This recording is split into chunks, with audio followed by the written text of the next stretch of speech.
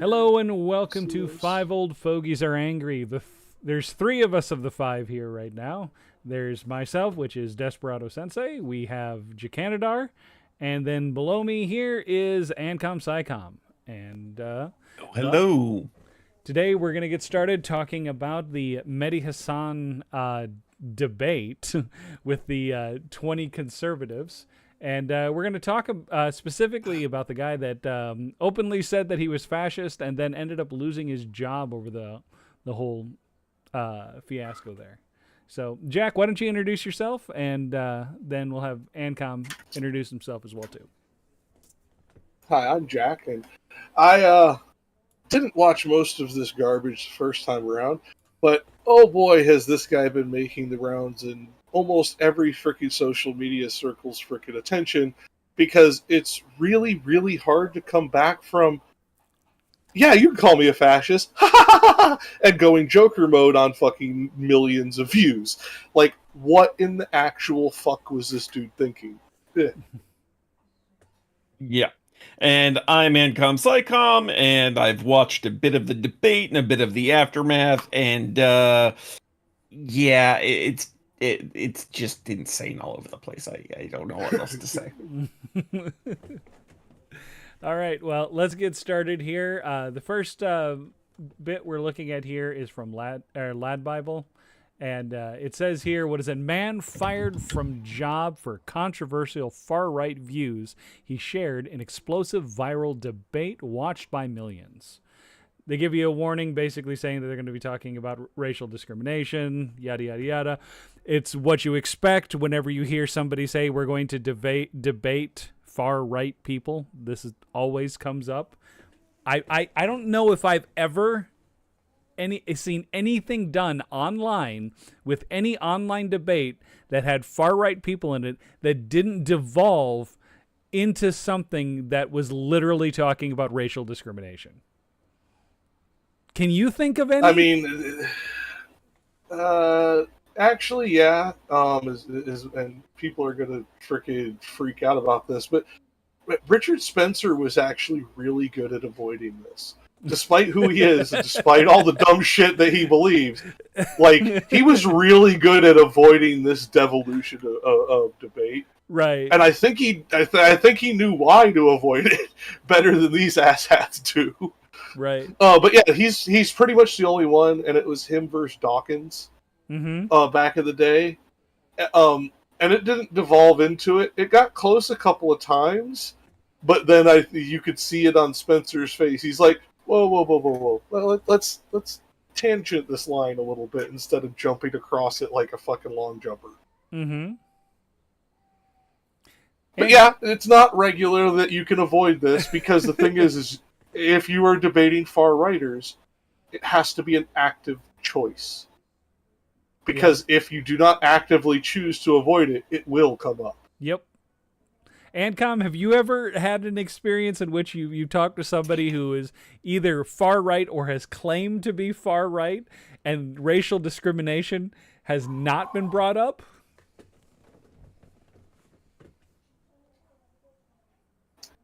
Ancom, you're muted. Ancom? Oh, he must have to step away for the dog or something. Oh, okay. Not a problem. We'll ask him when he comes back. So I'll read the first part here. A U.S. man has been fired from his job after sharing some controversial far-right views in a viral debate watched by millions. Jubilee's web series Surrounded has made a name for itself as one of the most popular and provocative political shows on YouTube. And its latest episode featuring British-American journalist Medhi Hasan was no different. Sorry, I was here and talking. I stepped away from my computer and I forgot that I'd left Discord muted. So anyway, as far as like talking to someone who identified as far right with, race coming up, that's never not happened. It's one of their weird culture war bugaboos that they love to go after because, they perceive, anyone left of center as being, racial justice warrior, and I'm just like, or we could not talk about it and focus on something else that actually matters here. I thought we were supposedly over all of this shit. Y'all had moved on to the gays and the trans people, and no, race keeps coming up every time. Yep. All right, so I had read the bit about here. Talk about Medhi Hasan. I mean, Medhi Hasan had a pretty recently, at least, has had a few interesting things happen to him. Now, I don't know about his recent stuff, but at the same time, it's mainly because he does enough good work. I don't need to follow him.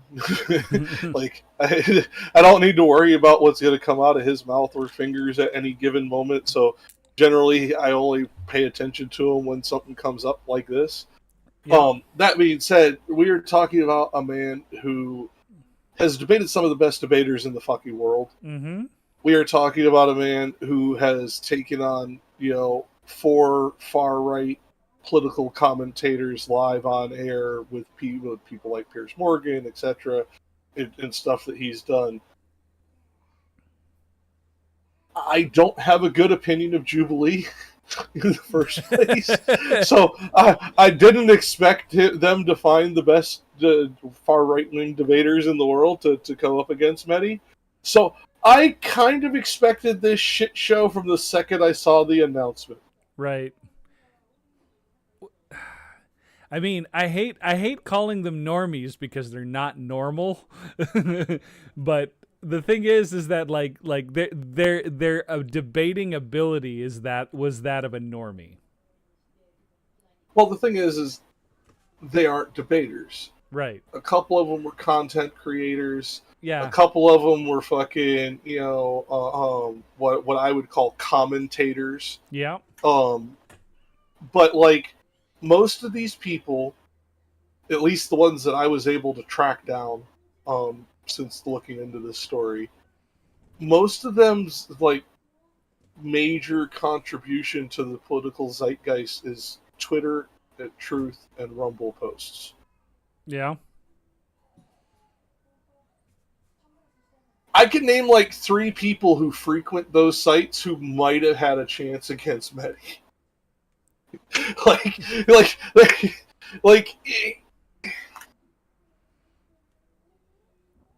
It's like when I used to watch people try to take on Hitchens. Yeah. Why? Mm-hmm. Would that be the person you try to take on first? I mean, to hear you even tangentially compare anyone to Hitchens is a huge compliment. Yeah. Well, yeah, but my point is like, you don't go into the ring, to take it out of the realm of debate. You don't go into the ring with Tyson unless you expect to get knocked the fuck out or lose an ear. Yeah. It's just statistical likelihood at that point. Like there's only so much you can do when your opponent has literally debated world leaders. Yeah. Not just great debaters. He's debated leaders of nations. Yeah. Like, come on.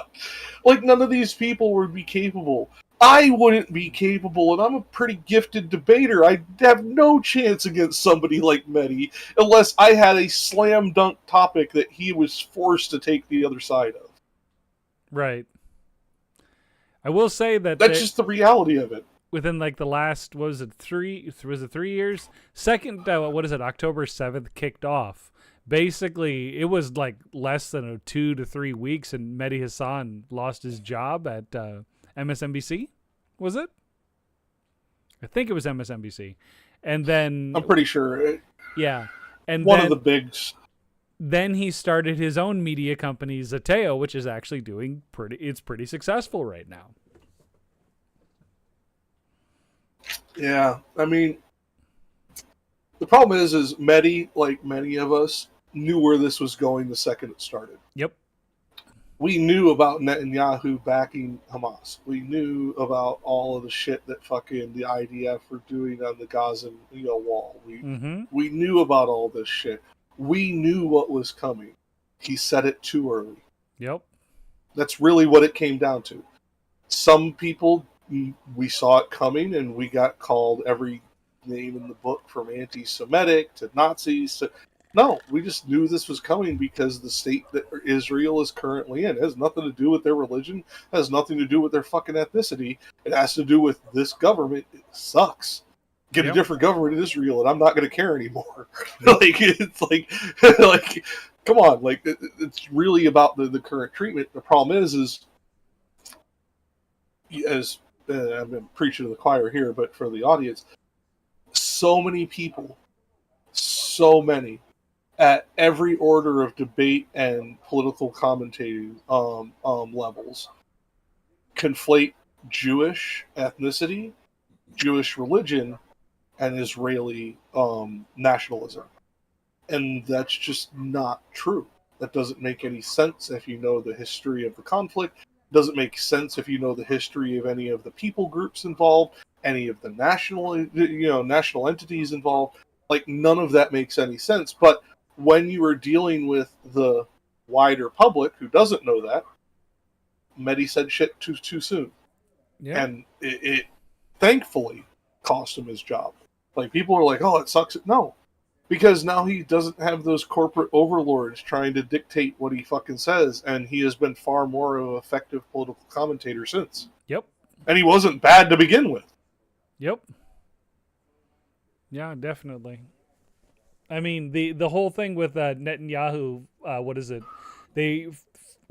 funded Hamas to basically make it so that the NPO couldn't basically get anything done. PLO, that's what it is, PLO.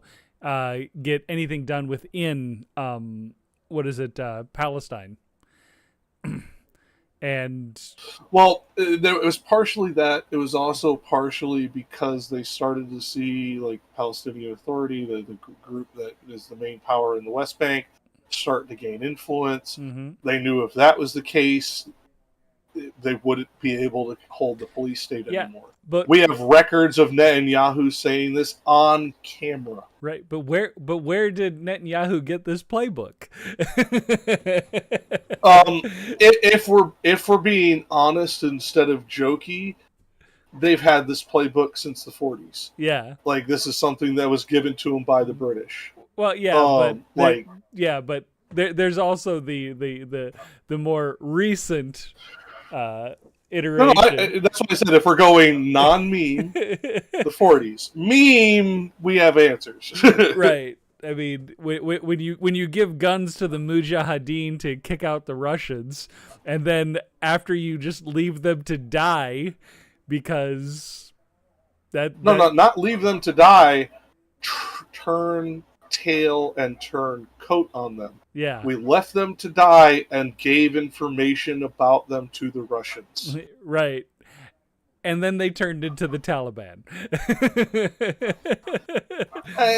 There's more distinction there, but that's not what this particular episode's about, right. So we don't need to go into that. Right. Because the Taliban technically existed at the same time as the Mujahideen.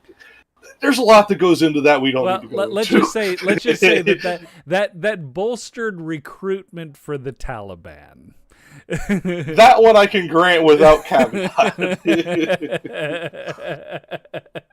But it's another thing. It's my need for exacting nature of details on some of this stuff. And right. It's the same problem in Afghanistan that it was in Israel. People conflate a lot of these things together because they don't know the distinction. They've never been taught the distinction, so they think it's the same fucking thing. Yeah, and it's not. The Mujahideen were a resistance group that dated back to even before our conflict with Russia. Yeah, this is a group that, if you actually trace back their lineage, provided all of their stories are true, can be traced back to something like the 1840s. Yeah, well, it's about 200 years, 200 plus years. Yeah. So it's like, this is a group that had pre-existed, had constantly fought imperialism, no matter where they were, because they weren't restricted to Afghanistan. It was a group that had spread quite a wide distance. Mm-hmm. Always fought imperialism, always fought colonialism, and then we gave them modern weapons and said, go kill our risky enemies. All right. Like, so it was same shit though. So But, let's yeah. move on. Jack, Back you want to to read Israel. You want to read the Yeah. next part? The political commentator was joined by 20 self-identified far-right conservatives for the latest episode, and things pretty quickly came to a boil. Hasan was speaking with one far-right conservative who identified himself as Connor Estelle, who also uses the pseudonym Pine Sap online.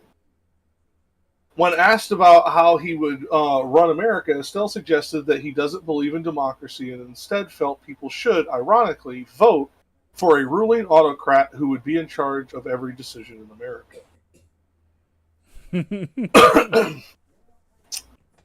Well, it's ironically enough what he voted for.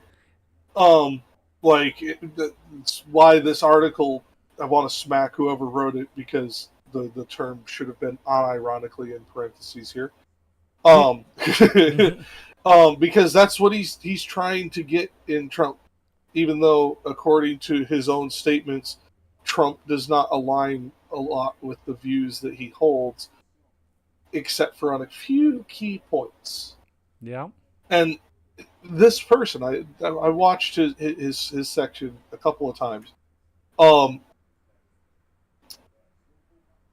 I don't generally psychoanalyze from an armchair, but this guy was unhinged.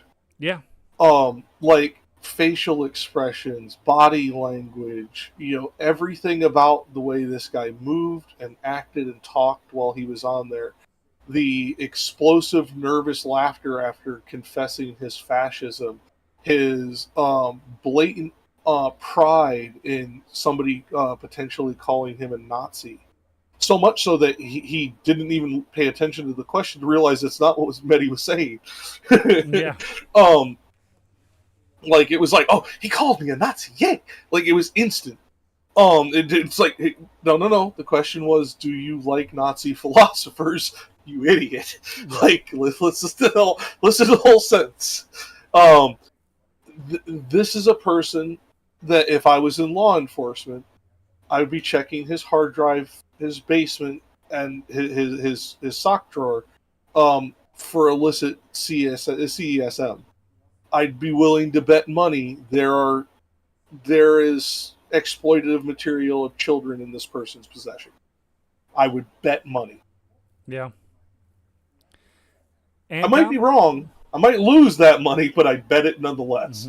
Ancom? I mean, I don't know if I would go that far necessarily, just because I don't have enough of a read on this guy to have any sort of idea there. But he's definitely got skeletons in that closet, although whether or not they're actually in a closet is up for debate, given how readily this guy was willing to just go whole hog, and I mean that both in the literal and metaphorical sense, on admitting his political views. I get the feeling that if this guy has things to hide, he's not hiding it. Yeah. Well, no, see, this is why I say this. He has the same behavioral tics as predators. The same inclination to do overexpressive eye movement and eyelid position. The tendency to have expressions cross your face without eyebrows moving. I'm picking up on things from life experience as to why I'm drawing this conclusion, as to why I will go so far as to say what I think's on his computer. He's hiding things. He just isn't hiding this anymore because this has become acceptable in the last 12 years. Yeah. 12 years ago, you could not have said this even if you were in a fucking neo-Nazi circle and gotten away with it.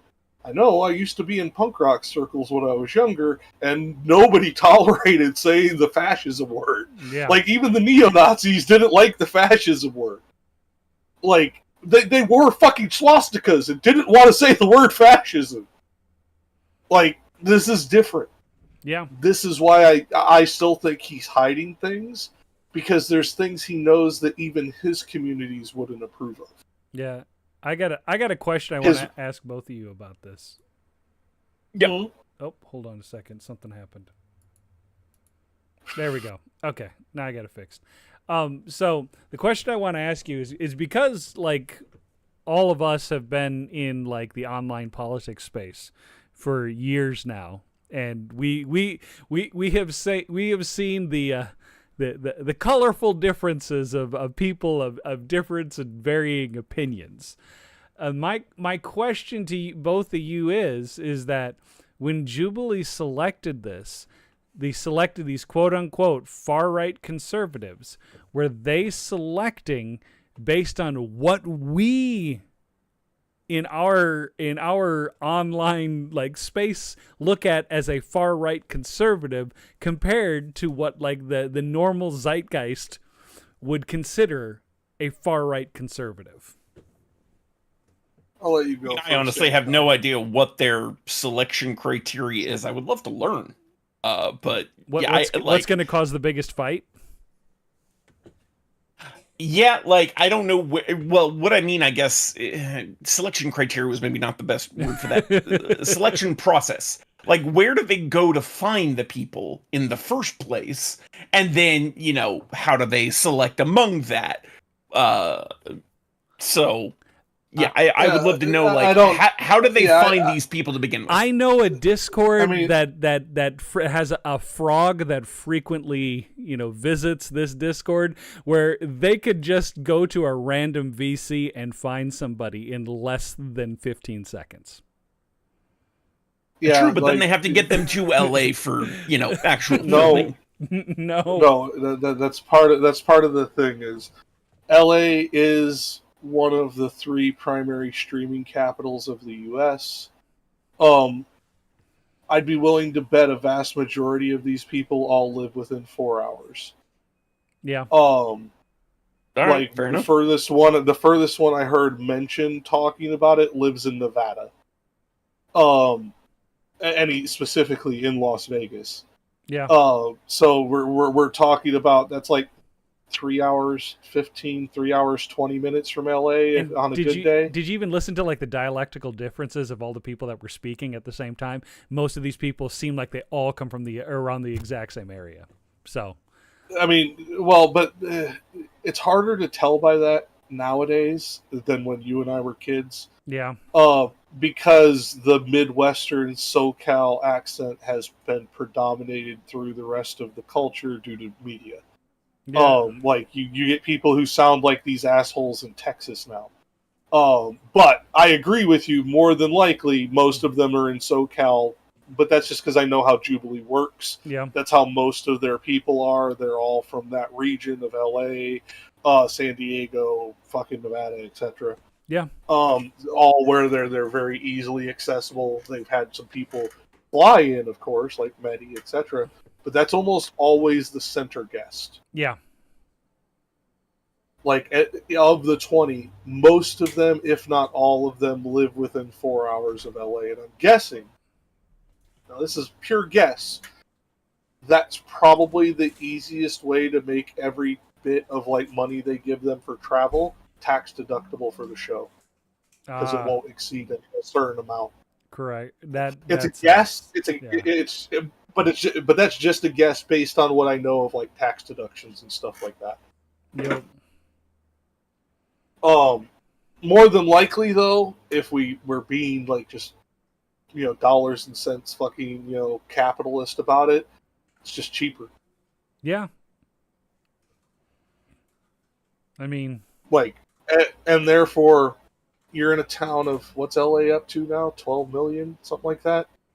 Well, you're talking like the great. Well, I mean, if we're talking about the greater LA area, yeah. Yeah, if we're talking about like the entire state of California, where, like, the majority of the population is probably closer to LA. We're looking at 55 million for the entire state. And if your what is it, like the tax credit thing that you're talking about here is true, then that means they're pulling from a pool of 55 million. 18.6 million in the greater LA area. Right. Look it up. Sure. Right, but I'm just saying that if they had someone come from Sacramento, that would probably not be a problem. No, but more my point is with LA specifically being a streaming capital, Mm-hmm. it is they have a cornucopia of douchebags to pick from. Yeah. Therefore, spoiled for choice was my point. I don't think it's hard to find these people. I think it's hard for people like you, me, and Ancom to find these people because we don't live in LA and we don't frequent far right wing fucking talking groups to where we're going to find these people even mentioned. Right. These people are like, I'm sorry to say it, I recognize not a single one of you douchebags on that episode. I follow far right wing politics pretty heavily. You're pissants. You don't mean anything. You were there because you'd say salacious shit. You don't mean anything. Right. The only one I'd even heard reference before was the Connor guy as Pine Sap. I didn't know they were connected till the show. And I've only heard him mentioned once in 3 years. Like, these guys are as small as we are here on FOFA News, if not smaller. Yeah. Ancom, you got anything else to add? Nope, nothing here. All right, so with that second part here is like where democracy should be people voting for an autocrat. Yeah. I'm like, this guy basically just went back to fucking what Alexander Hamilton proposed at the Continental Congress. No, the Constitutional Convention. There we go. Different alliteration. Which was effectively an elected monarch. Like, he wanted the president to be elected for life. And I'm just like, okay, so this guy wants, an elected king, basically. And I'm like, all right. Weird contradiction, but, cook, you cook, bro. Well, no, here's the thing. In the time period where he contemplated this, it kind of made sense. Most of the people who would be elected were going to be old comparative to the life expectancy of the time period. And therefore, life would probably be at most 20 years. And you're coming from a time period where the greatest stability were monarchies that lasted longer than 20 years, or monarchs who lasted longer than 20 years. Countries that had rapid deaths of kings / queens saw instability. So logically, with the information he had at hand, it made sense. I'm just glad it didn't come to pass. Yeah. Yeah. All right. Because imagine that issue now with our modern life expectancy. Ancom, do you want to read the We'd next fucking three? still be dealing. The next three paragraphs? Before he goes on, just imagine we'd still be dealing with Bush Jr. Ugh. if this had been the case. Well, technically, wouldn't we still be dealing with Clinton, because Clinton is the last surviving president? Except for he was impeached. He would have been thrown out if he wasn't on his way out the door already. Remember? Oh yeah. Okay. Fair. All right. Yeah. So he then went on to quote Carl Schmitt, a political writer who was famously part of the Nazi Party, before saying, "I don't care about being called a Nazi at all. They persecuted the church a little bit. I'm not a fan of that." Hasan then asked him what his thoughts were on the Nazis and their persecution of Jewish people, to which Estelle replied, "I certainly don't support anyone's human dignity being insulted. I'm a Catholic. I think there was a little bit of persecution, which is bad." To be clear, approximately 6 million Jewish people were killed by the Nazis in the Holocaust, which arguably constitutes a little bit, or more than a little bit of persecution. Yeah. well, okay. Well, that part's true.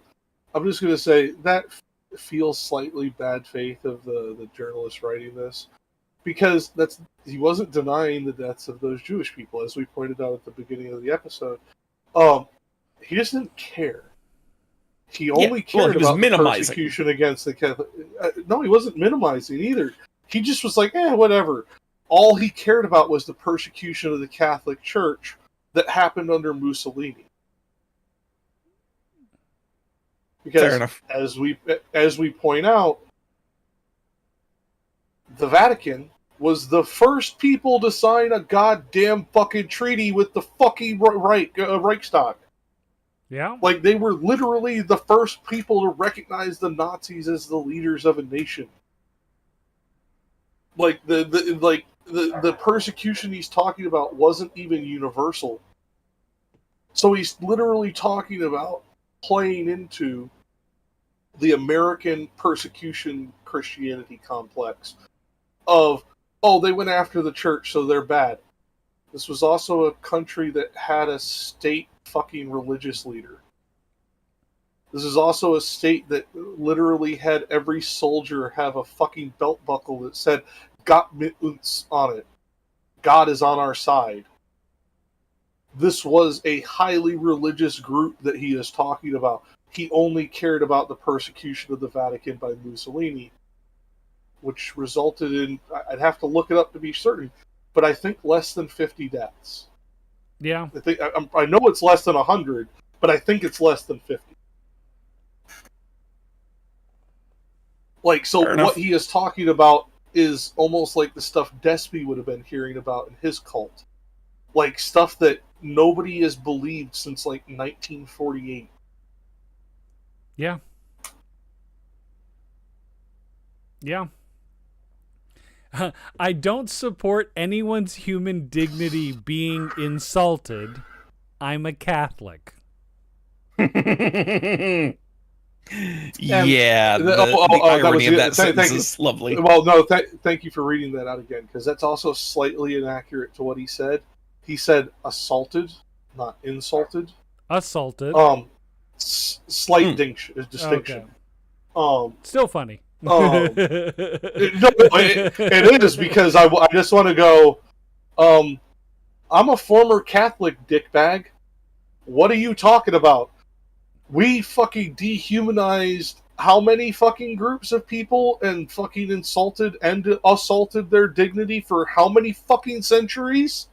Heck, we what the fuck are you smoking? What is it? Francis actually canonized a saint that was responsible for that.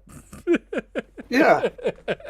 Like Junipero, fucking, he canonized Junipero fucking Sierra, a guy who is literally responsible for cultural genocide. Yeah. Sorry, that was one when I watched it, I actually yelled at my screen. Like, no! Even the Catholic Church doesn't fucking say this. What are you talking about? Yeah. Ugh.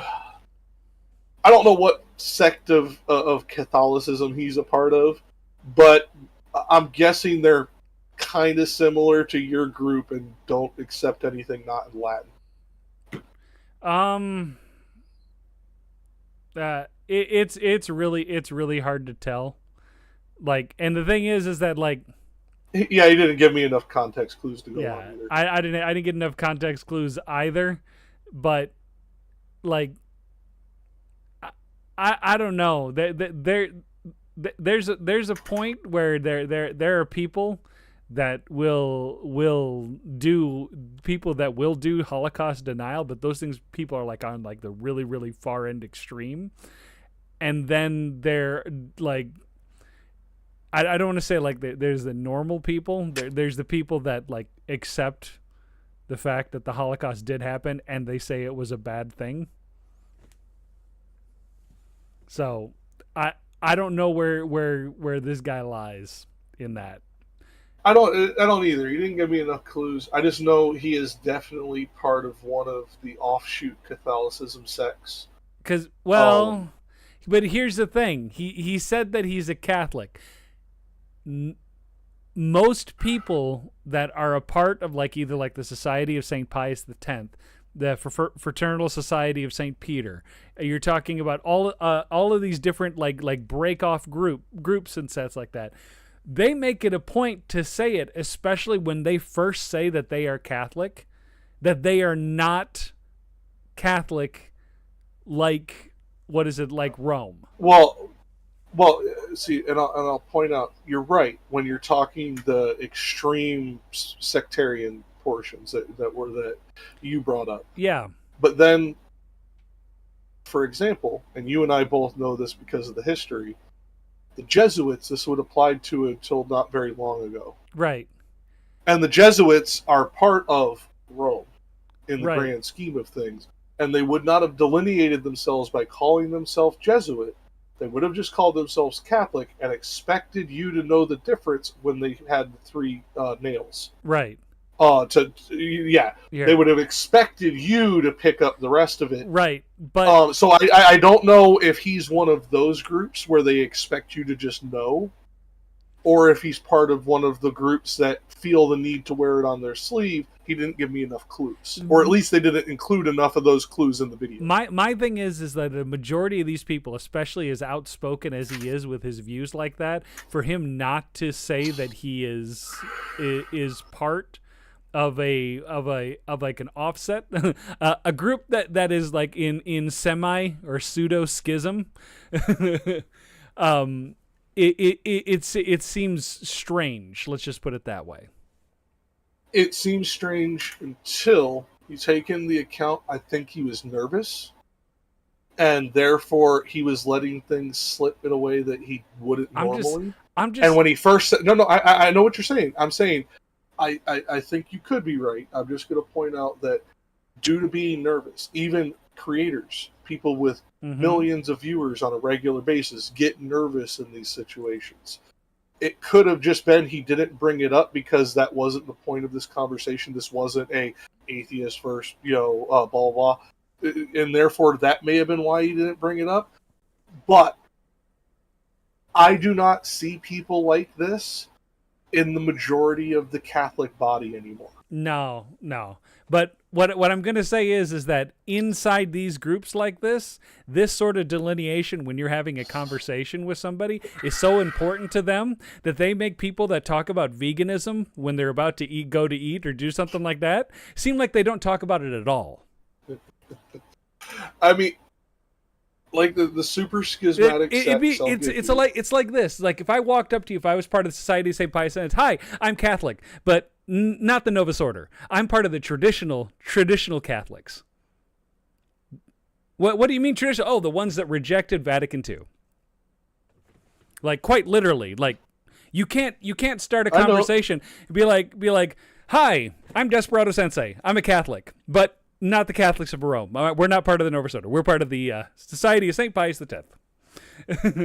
Yeah, you guys are almost as bad as the Jehovah's Witnesses on that score. But, like I said, there's other orders that they don't want that kind of notoriety. He could be part of one of those because a few of those were part of the Nazi Party in Germany.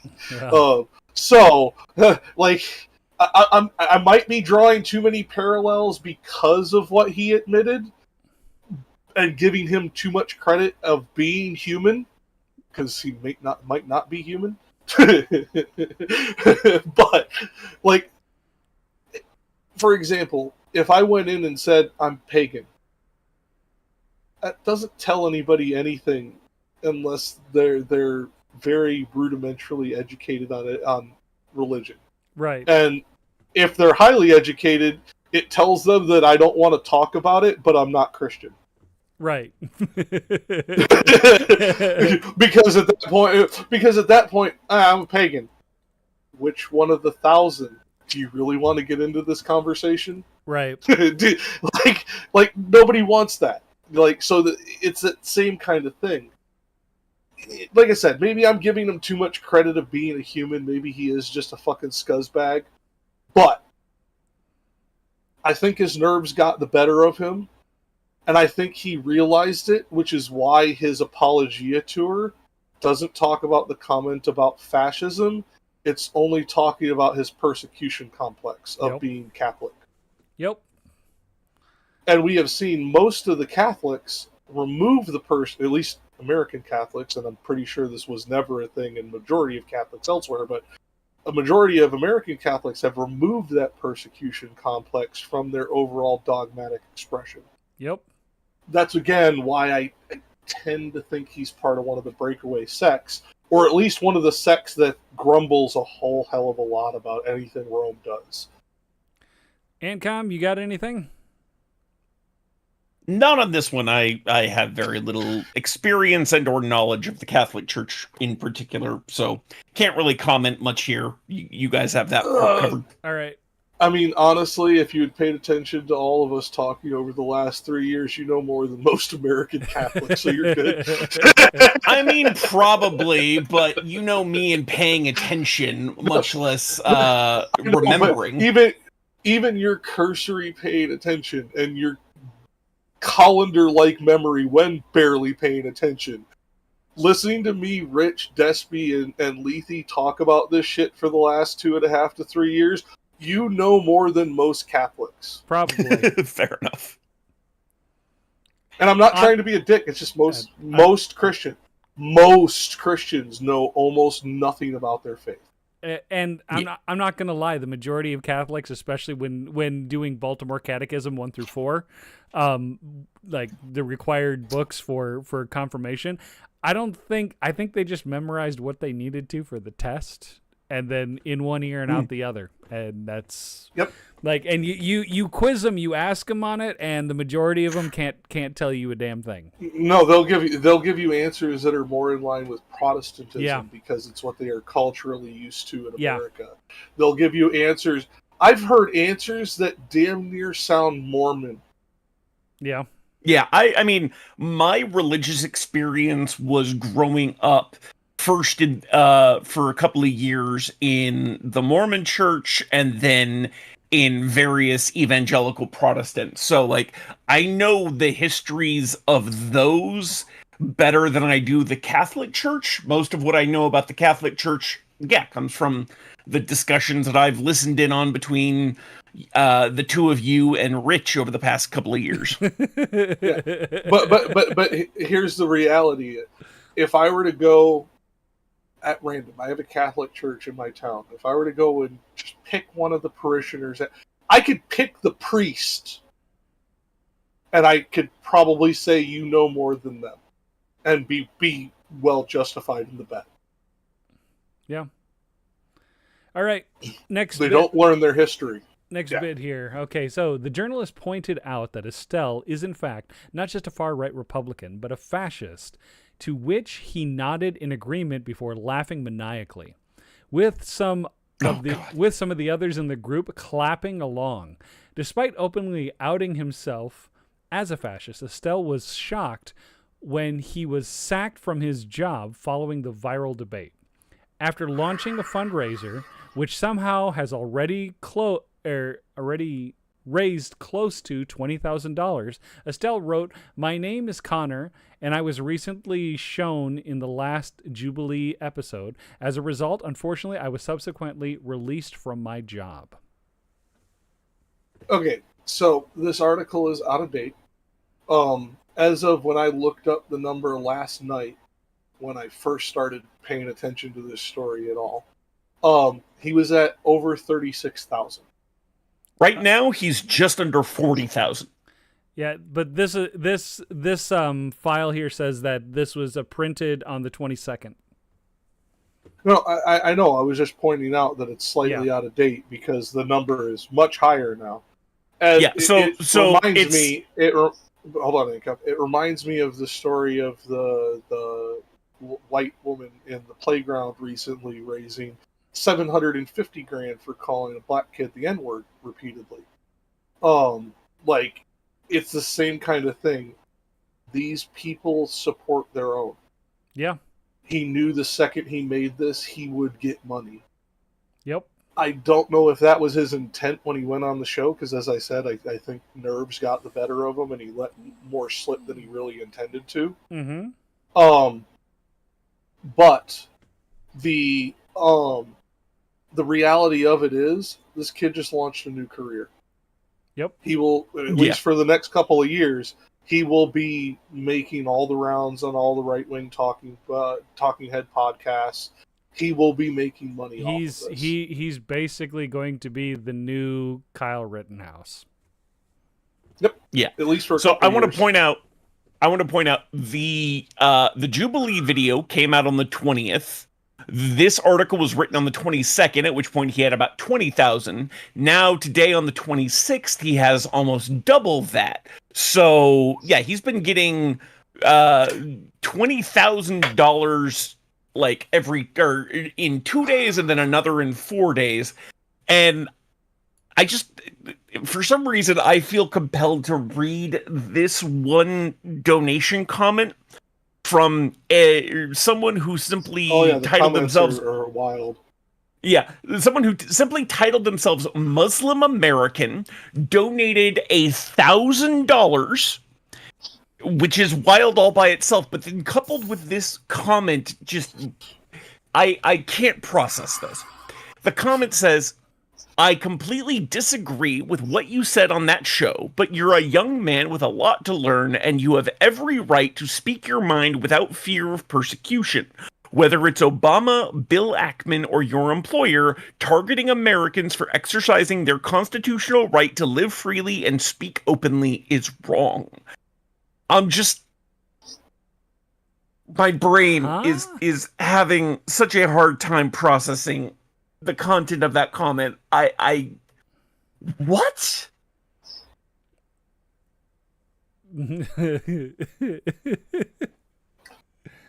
Okay, for those of you in the audience who didn't just have your fucking head explode, why? But this comment is so schizophrenic as to almost make no sense, because the Barack Obama portion is talking about the current bullshit that Trump's trying to do. Ackman was about as anti-Muslim as you could get. Yeah. Like, Muslim American, give me $1,000 to somebody saying I disagree with everything you say, but you have a lot to learn. And then I honestly, I almost want to say, because I can't say it for certain, I'm not going to, but I almost want to say this is the asshole in the hat that was on the show with him that gave him that money. Except I know from other interviews that guy's not Muslim. Oh, okay. Yeah. He. For those of you who don't realize why I'm saying that, it's because that motherfucker was wearing like $4,500 in clothing for this episode. Yeah. So the guy, he comes back later specifically to talk about Iran, and he makes a very concerted point to always call it the Islamic Republic of Iran, because he's a monarchist and wants to go back to before the Shah. And yeah, no, he's definitely not Muslim. So yeah, I don't think it's that guy, but this is an absolutely wild comment to be like, with the name Muslim American, the $1,000 donation, and then just the content of that comment,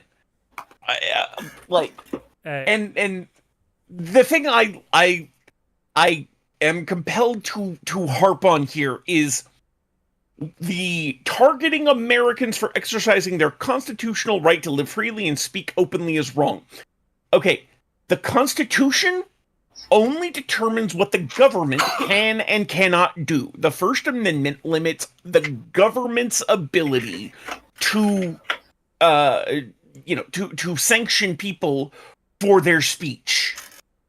It has nothing to do with private, individual, or even business reactions to speech. If your employer wants to fire you because you have said something that is absolutely fucking bonkers and done so in a very public way, to a point that you are almost certainly going to be traced back to that employer's business, and you keeping this person on as a business owner is extremely likely to hurt your business, That is the rational thing to do. Mm-hmm. You can say what you will about the morals behind it, but like, if you believe in the, rights of business owners and property owners to control their businesses and their property, then like saying shit like this is utterly contradictory. It's just really strange that people think that the First Amendment means that they have freedom from consequences. Yeah. This is like, what is it, getting a driver's license and then saying I have the freedom to crash my car into anybody I want. Yeah. It's just fucking ridiculous. Oh. So yeah, this is definitely a cash grab. I mean, but this is I don't know. I want to say this is a tale as old as time with the internet, with people doing things like this. Like, this doesn't seem like a new phenomenon. No, it's not a new phenomenon. This is just the latest and most visible example of something that has been happening since, before Trump was elected in 2016. Yeah, it's just gotten... It almost seems like it's framed like, give me money, a brown person got me fired from my job. Well, there's that, but like this reminds me of an episode. Now, this goes to religion rather than political affiliation, but there's an episode of an old show called Boston Legal that had an episode where essentially a guy got fired for being a Scientologist. Mm-hmm. It's the same kind of thing. Freedom of religion, freedom of speech is not freedom of consequences. If you are going around under your employer's name, which this guy didn't, so this doesn't apply to him directly, but under your employer's name, saying a bunch of batty shit that costs your company business, that is grounds for termination, regardless of what was said. It doesn't matter if you were talking about being evolved from a giant clam and fucking souls giving us fucking psychic damage and all this shit, or if you're talking about the giant flying spaghetti monster. If it's costing your company business, that's grounds to be fired. This is the same kind of thing. Even in today's climate, with the fucking totalitarian dickhead that we have wanting to take over our country, companies know you can't survive in a market of majority liberals having fascists work for you openly. That will kill your company instantly. Come on, guy, relax. No, I mean that's really what it is. Is it's like I am all for I'm all for freedom of religion because I know what the alternative looks like. I'm not a fan of organized religion, but it's the same kind of thing here. I'm not a fan of fascists. I still subscribe, as much as most of the people on the left fucking hate me for saying this. I still subscribe to the old world mentality. I may not agree with what you're saying, but I'll fight to the death for your right to say it. I want these people to be able to say this. Hey. Because this is the consequence of being able to say it. Not because a government does anything, but because society shows you that your idea is no longer acceptable. Yeah. Well, hey, my thing is I'm just going to add an addendum to that, okay? I may not agree with what you say, but I'll fight to the end for your right to say it. But if that guy over there comes over and knocks your teeth out, I'm not going to stop him. No. I mean, but that's the thing. You have the right to say it, but you aren't free from the consequences. That's what? Pupper, I'm on camera. You're being annoying. You just came inside. But I want to go outside.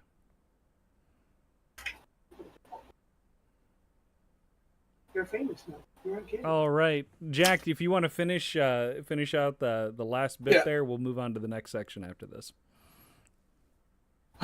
Give me 2 sentences. Three. Sorry. Hey. I'm raising money as an emergency fund, loser. and 4 other expenses while I'm looking for a new job. Unfortunately, voicing fully legal traditional right-wing politics results in a real consequences. This is cancel culture and political discrimination on full display. Okay, I'm just gonna say it. No, it's not, shitbag. This isn't fully legal traditional right-wing political views. It's fully legal, but it's not traditional right-wing views. This is like ridiculously extreme, even in the most extreme period of right-wing politics in living memory. Literally the fucking World War II fucking Nazis. That was extreme even for them. Yeah. What are you talking about? Traditional fucking conservative values. It's in the fucking name. It's about conservatism. It is about prolonging the traditions through time. Hey, you know something? I can show that what is it? What is it? What is it? This results in what is it? Consequences for people that aren't just far right wing. All you have to do is just go to your local Walmart and ask to start a union. Yep. That's literally all you do. You don't even have to say anything like that you want a bunch of people to join a union. You just have to mention that you'd like to start a union. And you will lose your job immediately. Well, not immediately, because they don't like getting caught for that. But they're gonna get rid of you eventually. Yeah. And they're gonna find a reason to get rid of you. Yeah. But yeah, it's coming. For those of you who don't know, hi, I'm Jack. I'm in Arkansas, where Walmart comes from. The Waltons are dicks. Yeah. Yeah. But yeah, like we are talking about, this isn't right wing. I mean, it is right wing, but it's not traditional right wing political views. This isn't cancel culture. This isn't political discrimination. Political discrimination would be if they stopped giving you health care in emergency situations, if they stopped giving you housing assistance when you go to jail and instead gave you a hole in the ground and a bullet. There's differences to this. Political discrimination is done by a government. mm-hmm. A government. I cannot politically discriminate against a right-winger, even if I treat them like utter garbage. I might be discriminating against them, but I'm not politically discriminating against them. That is an action done by a state. Yeah, I mean, if you want another example, instead of asking to join a union, what you can do is you could start working at a local Chick-fil-A, and all you have to do is wear a rainbow wristband that says Ally on it. Yeah. Or the one that got the one girl fired. Don't even have to say anything. Yeah. Just don't even say I still like the one girl. I don't like that she got fired, but I like the story because she was basically going to quit anyways. The one who went in with the rainbow bracelet. Oh, yeah. It didn't say ally. It said Jesus was gay. Yeah, it was a girl up in Minnesota where you went to college. Yeah. Yeah, I remember that story. I remember it well because that was like fucking late night fodder for weeks after that happened. All right, we're going to move on to our next piece here, and we're going to be talking about... Oh, give me a second. Oh, hi, Zephyr. Sorry, I've been flipping back and forth, and I didn't click back on chat. So if you're still here, Zephyr, hi. If not, I'm glad you came by and hope to see you again next time. All right, so here's our next piece. We're talking about the memification of politics, what to know about Jubilee Media's viral debate show Surrounded. Ancom, would you like to take the next section right here? Sure. Sorry, give me 1 sec to go back to that tab.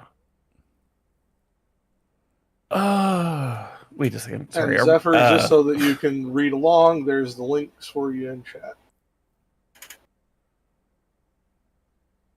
Sorry, remind me where we are. We're in the Where we're starting a new article. The Time magazine. Okay. Yeah, second article. Okay. We're starting at the beginning on this one, or have we gone through it? I read the title. I'm leaving the 2 paragraphs there for you to read. Cool. Okay, just making sure. Medhi Hasan is, quote, one of the most formidable debaters and interviewers of our times, unquote, the debate hosting company Intelligence Squared said of the British-American journalist in 2023. Hasan rose to fame on both sides of the Atlantic for his confrontational interviews of politicians and public figures, often advocating a left-of-center view on Al Jazeera, BBC, The Intercept, MSNBC, and now his own Substack site Zeteo. But the author of a book titled Win Every Argument has also spoken about when not to take part in a debate. There are certain people who there is no point arguing with, he said in 2023, pointing specifically to those who operate in bad faith. It's pointless. It doesn't go anywhere. It may have come as a surprise to many of Hasan's fans to see him arguing less against alternative facts than against self-proclaimed fascists on the latest episode of Jubilee Media's Surrounded. Fantastic. Okay, so the reason I fucking did the wince there and I went and dug into this Chad de Guzman dickhead, Zeteo's not just a Substack; it's a full multimedia company. Mm-hmm. Like it's like I'll be right back. Diminishing. I can still hear you, but I'll be right back. And this guy's out of the Singapore bureau, and looking at a few of the other articles he wrote, he's fucking MAGA. Because all of his right-wing fucking articles are all very positive-leaning, and anything that's even remotely left-leaning has diminishing language within the first 2 paragraphs. So, fuck this guy. His own Substack site. Yeah, that's part of what he does. There's also a lot more than that. That's first. Second of all, the way that this is written to undercut Medhi dramatically. It is a claim of the debate hosting, or it was said by the debate hosting company Intelligence Squared. There are certain people there's no point in arguing with, he said in 2023, pointing out specifically those who operate in bad faith. It's pointless and it doesn't go anywhere. It's literally pulling away from what he said is, I don't debate fascists. He didn't talk about debating people that are bad faith. He didn't talk... That's not what was said during this particular fucking video. So what the guy's doing here is trying to make Medhi look, at least in my opinion, diminutive compared to what he is actually capable of. Okay, you crazy dog. Come on. Don't jump. You're going to hurt yourself. Go, crazy pup. Were there some birds?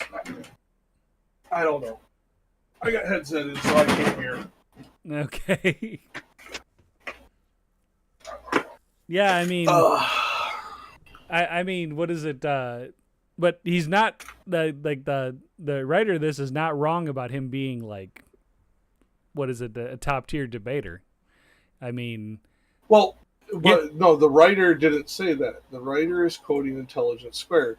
Everything else the writer said about him diminished what he was. He got known for his fiery interviews and this and that.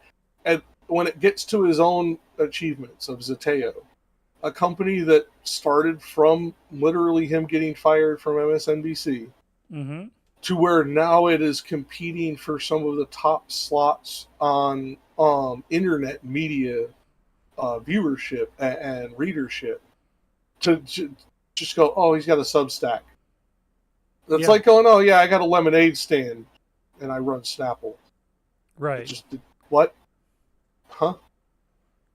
Like, it's one thing if the person says it, because then they're being self-diminishing and humble. When somebody else does it, there's other intent there. Yeah. And this guy, like as I said when you walked away, I flipped through some of his other articles that he wrote. Yeah, just go read the glowing review of Hulk Hogan he wrote. Jesus fucking Christ, I haven't seen anything that orange since fucking Trump. Like, it was that bad. Yeah. He was going nuts. All right. So, what is it? You have Medhi-san's what is it, tweet here. It says, what is it? I debated 20 far right conservatives on Jubilee Surrounded. Below are some brief highlights of them. Unable to answer my basic questions or rebut the simplest of points. Not sure whether to laugh or cry. Which is true. Well, okay. No, there was... Well, no. It's not true, because there were a few who were able to answer his questions. There was one who even was able to rebut one point, nothing else, but one point. This is why you know my feeling on hyperbolic language. Yeah. And this is, he said it in a way that, to me, comes off as disingenuous having watched it. Because, well, I think they're fucking scumbags. And I disagree with everything that came out of their mouths. A couple of the things they said happened to be true. Mm-hmm. You know, just because, it's the broken clock is right twice a day. The only reason these people are listened to is because occasionally they say something that is true. You can't say nothing but lies and keep people's attention. Yeah. And it was the second girl, the one I was calling Mormon. I forget her name now. The one that we were watching just before we went live. Yeah. She was able to rebut the point. Even though she was very, very obviously trying to get Medhi to JQ, she was able to rebut a portion. And it wasn't an important portion, but when you disinclude that, Medhi, you're better than that. Come on, dude. I know you dealt with dick bags, but you don't have to be one. Yeah. That's my job. I'm the contrarian prick who's a dickbag to everyone. You're the nice guy. Stay nice.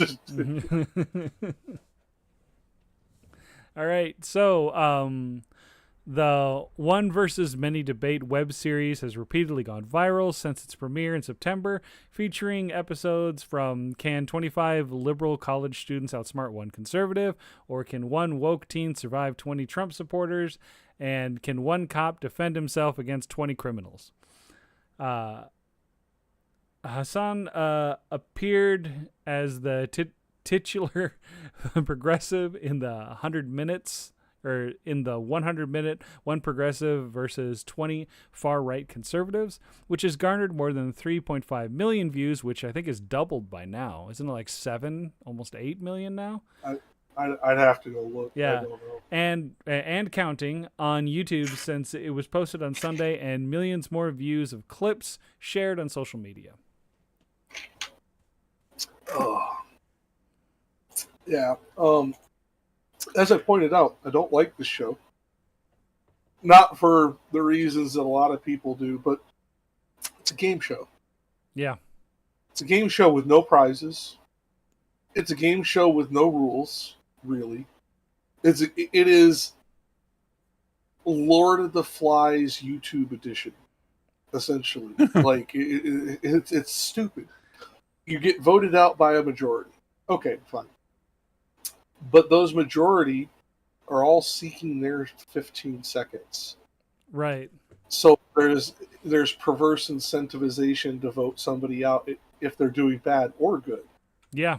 Like it creates situations like my reactions to the Jordan Peterson one, where there are certain times where the participant is literally gutting the single person in the middle alive. And they get voted out because the other people want their turn. Right. Doesn't matter how good the person's doing. You know, in all the one I'm thinking of is that young Earth creationist Luke. Like he was dismantling Peterson and he got voted out. Why? Because he was a young Earth conservative amongst the young Earth creationist former who became an atheist amongst the other atheists. They all looked down on him. You saw it on their faces when he said it because they panned the camera around. It's the same bullshit. This isn't about what is said. It is about how do we get the clicks. I mean, honestly, I think a model more along the lines of like where you're debating one-on-one like that, but there's a timer and a limit with it, and then somebody else like replaces the person that was before you, but that remove the vote out. right, but that's all you have to do. yeah, but that person had full view of the entire conversation before they came and sat down. Oh, I can even handle the ring. Just remove the vote out, and this no longer becomes this gamified bullshit. Yeah. Will it still be mainly salacious for clicks? Yes. Yeah. Do I blame them for that? A little. But at least it wouldn't be this gamified shit where you can track, they know who's going to be a problem or who's going to be the showstopper. And you can follow this because I've watched a few of these things now, the way the cameras track certain people. There's only 4 cameras. You can see that from the way they're set up. Yep. It's the only way, or maybe 5. There might be a 5th one at center that instead of the other 2 coming to center.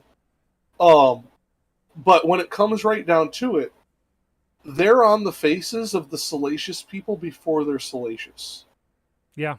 Like, going back to the Jordan Peterson one, they were on Parker from moment 1. Well, the other why he was the biggest name there. But the other thing is, Jack, is that we're also looking at this from an editing point of view. All 5 of those cameras are running at the same time. When someone goes back and reviews the entire footage, they're going to pick the people that are going to draw the most attention and focus you on them based on their previous knowledge. They're not flipping through this like as it's happening. They're editing this. No, it's not a live edit. It's done in post. I know that part's done in post. But with only 5 cameras and 21 faces to track, yeah, it's just the law of numbers. For them to be on these certain people so much, even doing it via editing, unless they're pulling previous sections where they were not right from that moment to move it around to make them appear more, they are looking at these people beforehand, expecting them to be the firecracker. Well, and this also depends on how many cameras they actually have set up. They could actually have a lot more, like multiple different cameras set up for this. They could, but at least from the tracks that you're able to see in the setups, because like when they do that little center section where we're sponsored by whoever that episode, they pan out to the producer who's talking to you. And you can see the tracks on the ground because they do old school camera where it's track line movement.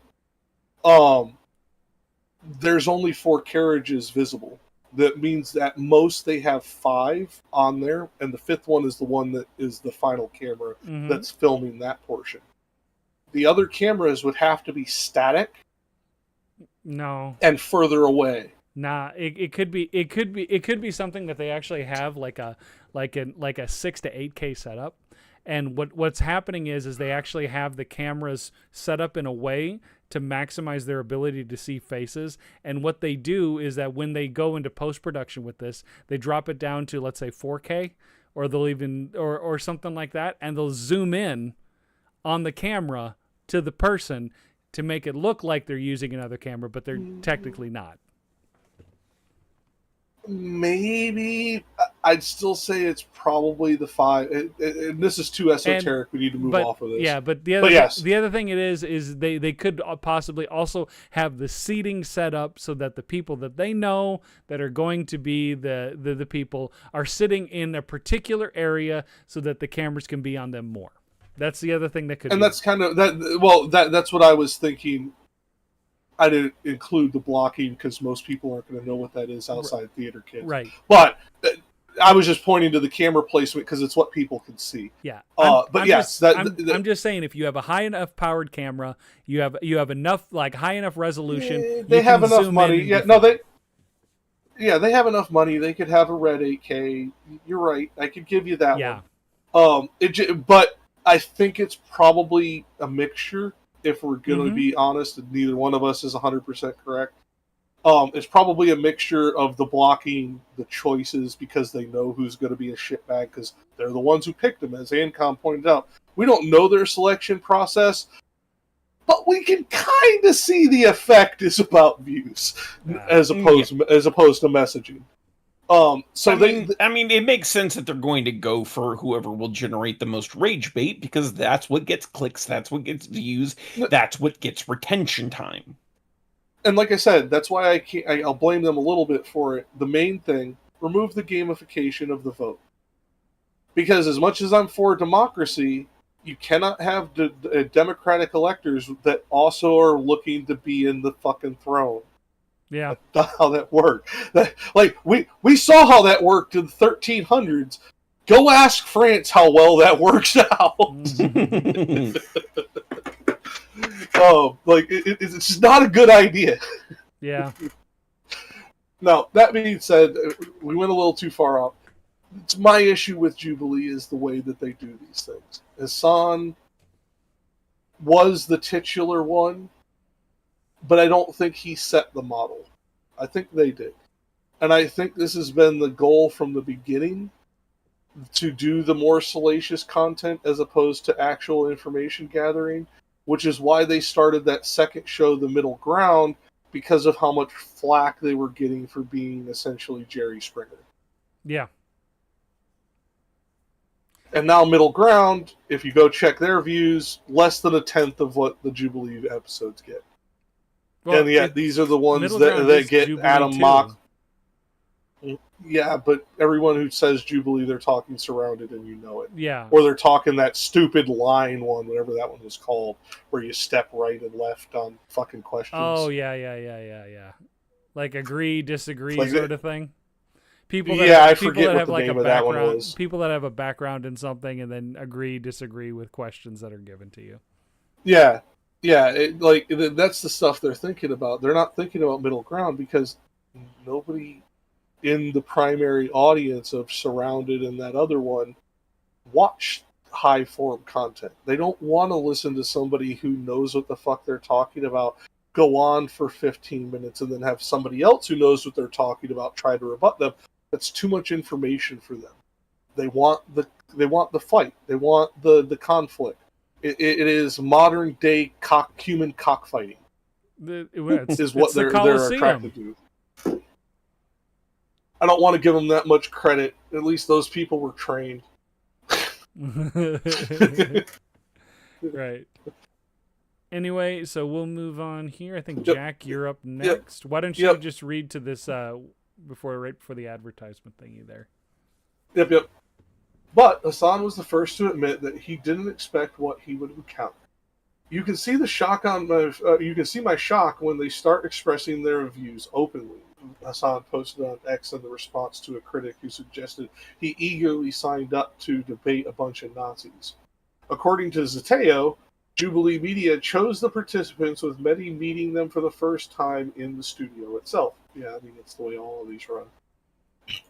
Hasan, whose supporters have showered him in praise for his performance, claimed in the final minutes of the program, during which participants assessed the debate, that he was both taken aback but also unsurprised by the extreme views he met. I thought it would be an interesting exercise in trying to understand what genuine far-right conservative folks think, and it was kind of disturbing to see what that they think what they thought they think, or that what I thought they think, and that they were happy to say it out loud. I am disappointed in that I had to sit across from people who believe in white genocide, who believe I'm not a citizen, ... The people here today were way beyond conservative. Okay. For Medhi, that was true. I watched the fucking Hasan one. You fucking snowflake. What? Don't get me wrong, there were fucking nutbags on that episode too, but seriously, what the fuck? This is something that Medhi should be saying after his appearance. Hasan had been debating assholes like this for fucking years at this point. He had already been on fucking national TV talking about how America deserved 9/11. Excuse me, shitbag. You are a fucking lying son of a bitch. You knew what you were going into. Your audience is just stupid enough to believe your himbo shit. Ugh. Sorry. And for any of you Hasan viewers who might end up watching this, find a better content creator. Are we talking about... I'm a little bit... I'm Hasan. getting confused. Why did we bring Hasanabi into this? Because he's in the article. And he was the first to do this Jubilee bullshit. Yeah, no, Hasan? all of the Medhi Hasan, his last name, they're all pointing to Medhi, not to Hasanabi. I could have swore they pointed to him in their titular first. No? Yeah, okay.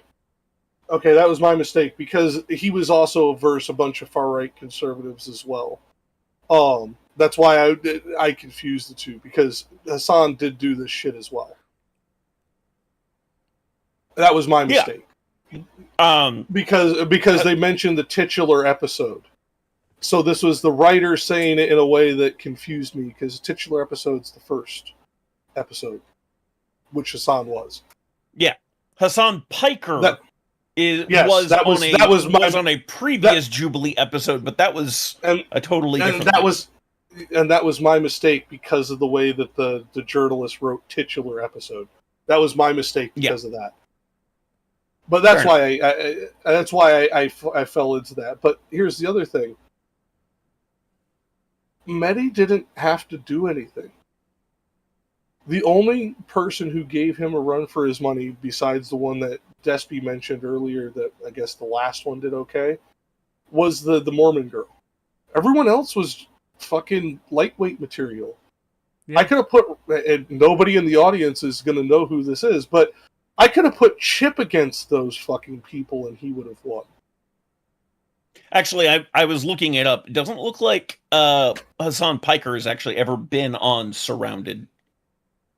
He was on fucking Jubilee doing fucking a bunch of fucking... Maybe that was before they started the Surrounded title? I don't know. But I know I've seen clips of it with the Jubilee fucking bug in the corner. I'll look for it later. I mean, could have been a React video. I don't know.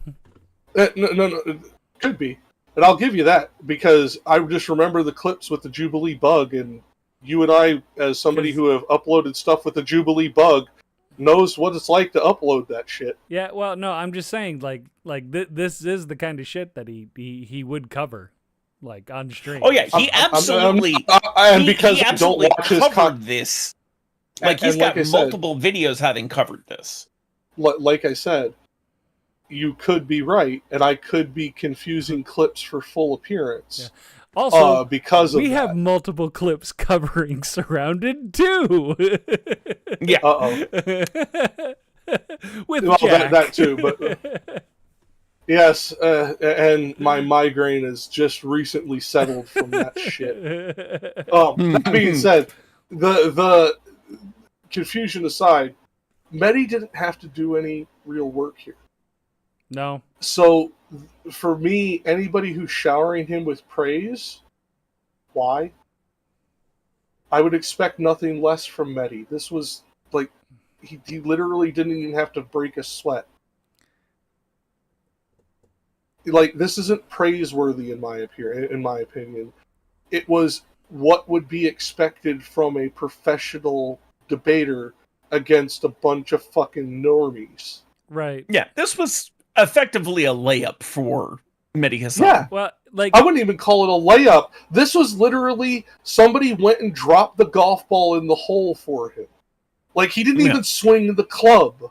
He didn't pick up the ball. He just watched it fall into his hole. It's so what you're saying is that he got to be Trump playing golf instead. Essentially, or like the old. Actually, what I was thinking of when I brought up the golf thing was the old joke about Jesus playing golf. Oh yeah. He's playing against Arnold Palmer, and Arnold Palmer hits a 320-yard drive, lands it right on the green, a couple inches from the pin. Jesus gets up to the pin, and he takes a swing and he slices it way off into the off into the rough, and he goes, hangs his head, and then he raises his hands in prayer, and the clouds darken, and the rain starts, and a little creek forms, and lifts the ball and carries it into a hole. And Arnold Palmer looks at Jesus and says, "Are we going to golf or are we going to fuck around?" I mean, that's what I was, because that's what this is. Medhi literally had this fucking spoon fed to him. Yeah. There was only the one person I haven't watched that you're talking about, and the little blonde girl that I think is a Mormon. I didn't say that it was good. I just said it was cordial, is what I told you. But I hadn't watched it, so but that's what I'm saying. Two people, and the little fucking Mormon girl was more concerned trying to do her JQ without getting kicked off. Right. That was the hardest one, and that was because she had a vocabulary. Yeah. All right. Ancom, you're up next. All right. Why don't you go until the paragraph after the fix is in? Let's see here. So while Hasan admits, Yeah. Thank you. Oh yeah, I have a Rolex ad in mind, so. Yep. Yeah, I have ad block, so I didn't see where the ad was. All right. While Hasan admitted he likes to debate, even people I disagree with, he reiterated that he tries to, quote, avoid bad faith folks, and said, quote, I think some of the folks today were bad faith. He also seemed to criticize Jubilee's airing of such extreme views, adding, quote, free speech doesn't mean you need to give credibility or oxygen or a platform to people who don't agree in human equality.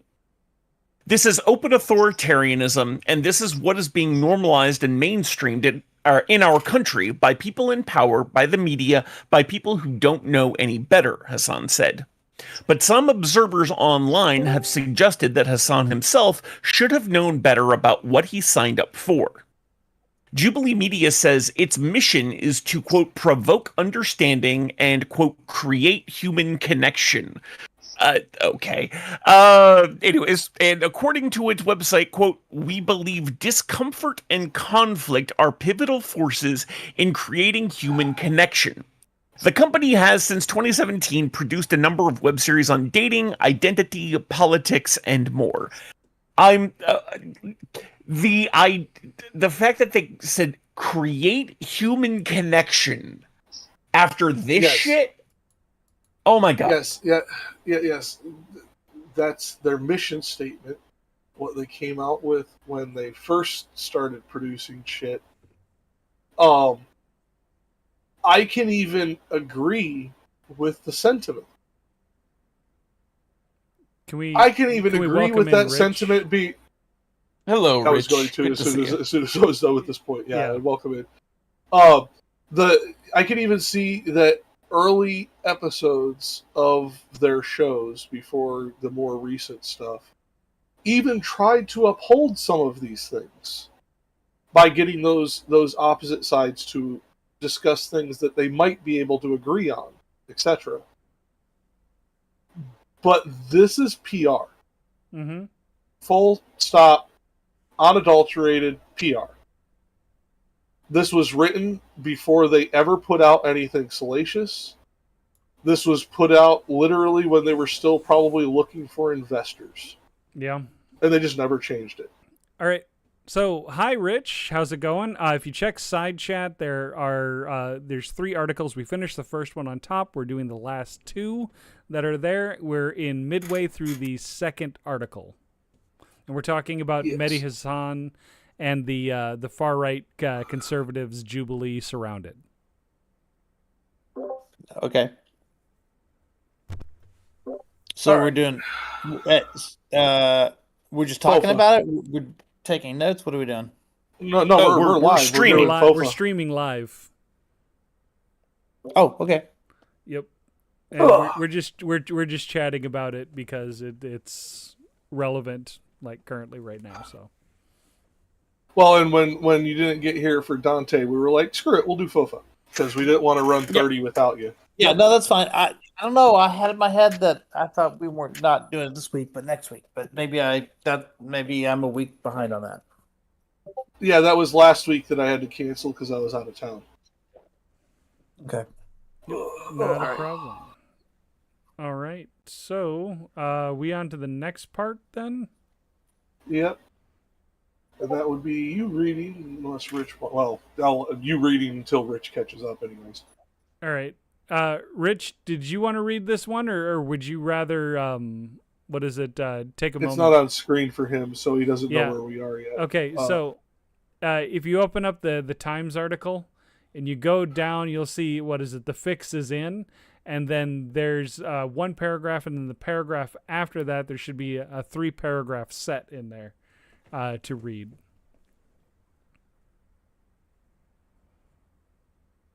But while he's getting all that set up, the other issue I have with this is, while they may have held to this mantra early, that has since gone away for whatever reason. Change producer, change fucking whatever. Something changed. They aren't living up to that mission statement. But go on, Rick.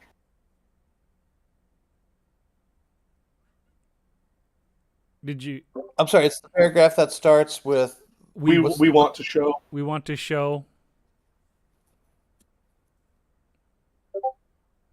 We want to show what discourse can and should look like. Sometimes it should be unproductive. Already they failed. We can't. Yep. Sometimes it can be unproductive, but other times it can be quite productive and empathetic. Founder Jason Y. Lee told Variety in 2024 about an article about Surrounded, which, according to the article, has a goal to promote open dialogue, which Jubilee says itself as a neutral host. We try our best to be as unbiased as possible when it comes to the political sphere, said Lee. For the most part- bullshit, but okay. Keep going. Yeah. Do you want me to just one paragraph at a time? Go down. No. down, Finish these 3. Yeah, go down to Okay. where. For the most part, Jubilee's debate series appears to be unmoderated, governed primarily by the participants themselves, with occasional on-screen fact checks provided by billionaire Joe Ricketts' media startup Straight Arrow News. But critics have questioned the company's supposedly noble aspirations. Jubilee Media mines the nation's deepest disagreements for rowdy viral videos. But is all the arguing changing anyone's mind? The Atlantic asked in January. Yes, it's making a lot of fucking people politically disenfranchised because they feel that their voices are not going to be heard above the din of fucking insanity. So, not the way they wanted it to, but it's changing people's minds. Yeah. And I'll point sometimes to channels like this. Oh, go ahead. I was about to say, sometimes it can be unproductive. Mostly it can be unproductive. Like, I'm not sure. Was there anything productive that came out of that talk that you saw? No, but this is in an article from a year ago. He's talking about all of the Surrounded episodes as a amalgamation.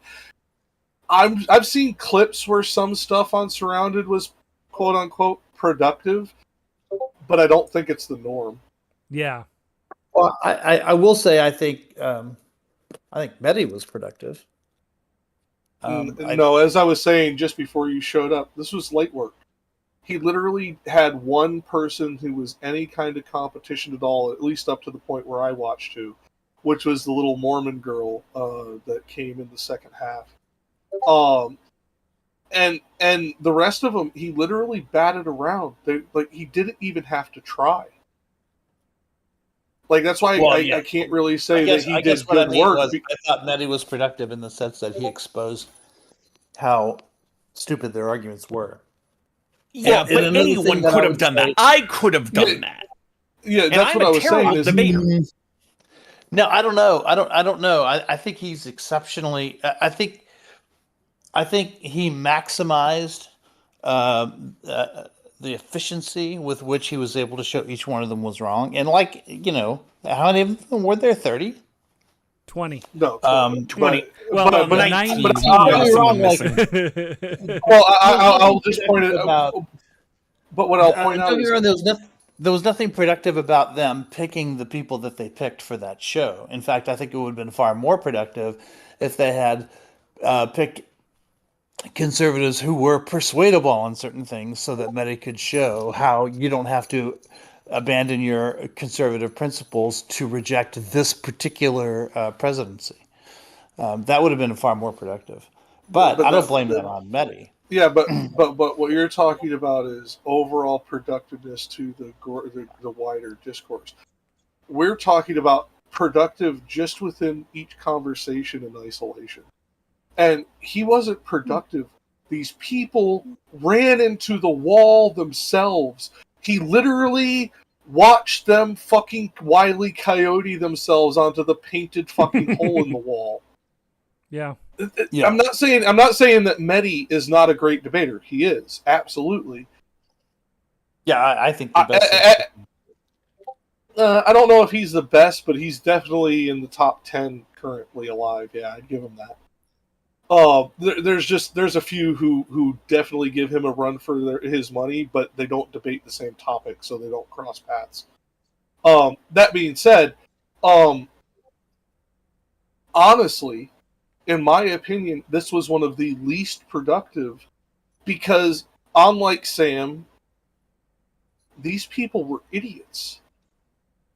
They were utterly fucking uninformed idiots. Yeah.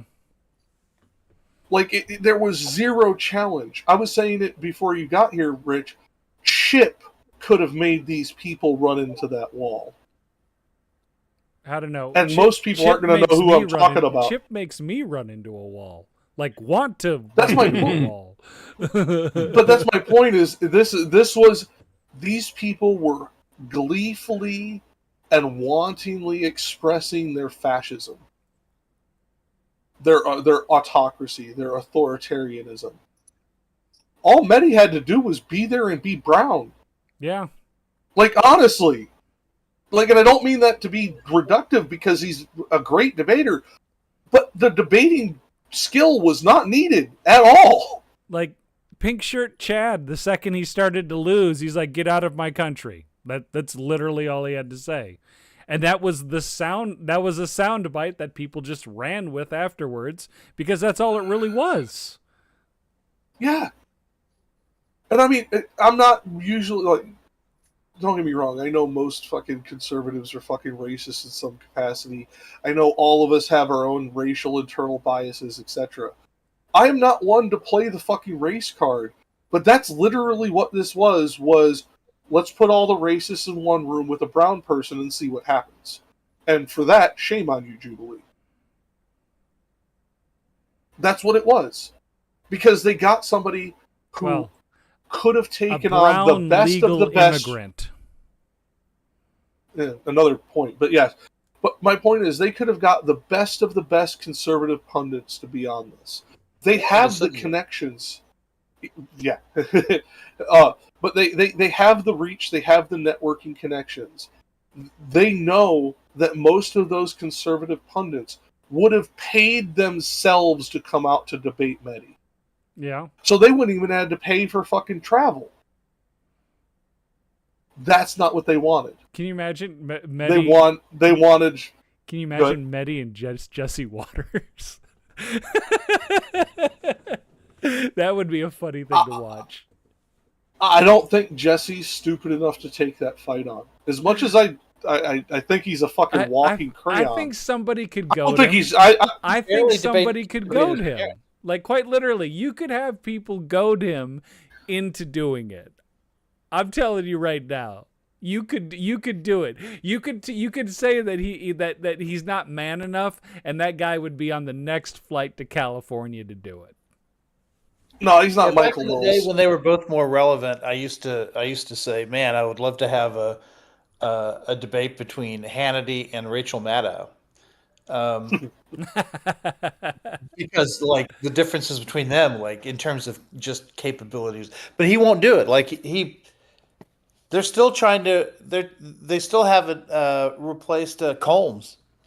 Right? Yeah. They're still looking, I guess, to find someone who is because Combs, his big value for Hannity was that he he was not a good debater, right? He was a really easy opponent, which is the whole point of him having that job. And I the last honestly, I heard from them after he left was or died, or I can't remember what happened to him. The last I heard was that they were still looking for the replacement. I'll put it to you like this: I am above average when it comes to what we colloquially call debate. I would dog walk Hannity in a heartbeat. Hannity is another one of those. He only took the easy ones. Limbaugh was a fucking notorious for this. He only took the easy wins. He would not debate anybody who knew what the fuck they were Steven talking Crowder. about. Yeah, another one. And Rich, you're old enough to remember this probably. This would have been when Rush was first syndicated. Remember fucking Flato tried to debate him and he ran from that debate? Ira Flato from fucking Science Friday? No, but that would have been hilarious. Because Flato was so even-tempered. And beyond intelligent. Makes me, like, I'm a smart guy. Ira Flato makes me look like an idiot child. Right, but his whole debate strategy, when he does debate people, which I agree he debates idiots, or did, it was that he would try to make them angry. Right, his whole point was to troll liberals. So, and good luck with that with Flato. Like Flato, who doesn't get angry, like he's not. That's just not his style. You could kick his dog in front of him, and Flato would still just be even tempered. Stop that. I mean, it's that NPR, way of being. Like I don't think they even have emotions. they're too trained.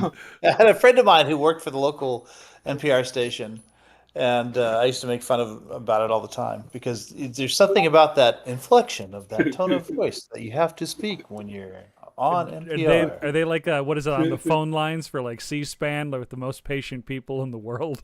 Oh yeah. Yeah.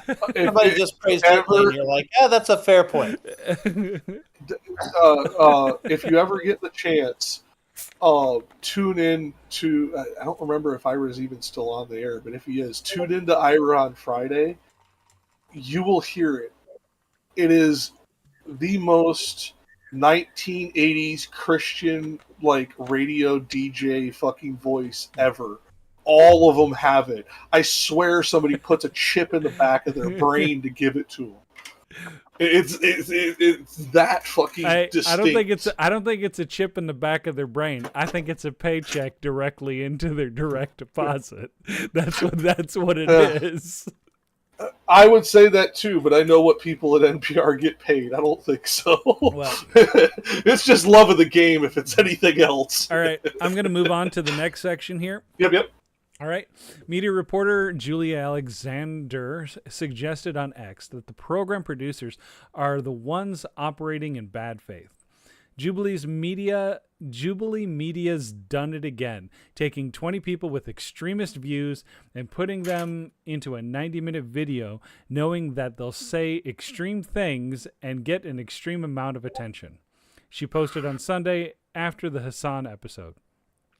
They figured out, Alexander added, how to monetize the very essence of the internet. Filmmaker and entrepreneur Min Do posted that Jubilee's producers are mainly interested in clickbait views and incendiary clips that don't lead to anyone to think any deeper about these topics, rather than any sense of responsibility to the public. Senseless conversation purely for views. It only takes watching a couple clips of these to see that the fix is in, posted podcaster Alex Goldman. Writer and disability rights advocate Imani Barberine, who shared in March that she turned down an invitation from Jubilee to appear in a Surrounded episode about feminism, posted a video Monday in which she decried how she believed the debate-style program was made in viral moments, not serious engagement. Was made for I don't disagree moments. I don't disagree with the majority of the assertions. Mm-hmm. And I hate these people for making me agree with fucking the reply all, agree with the reply all guy. Because Alex Goldman's a fucking dickhead.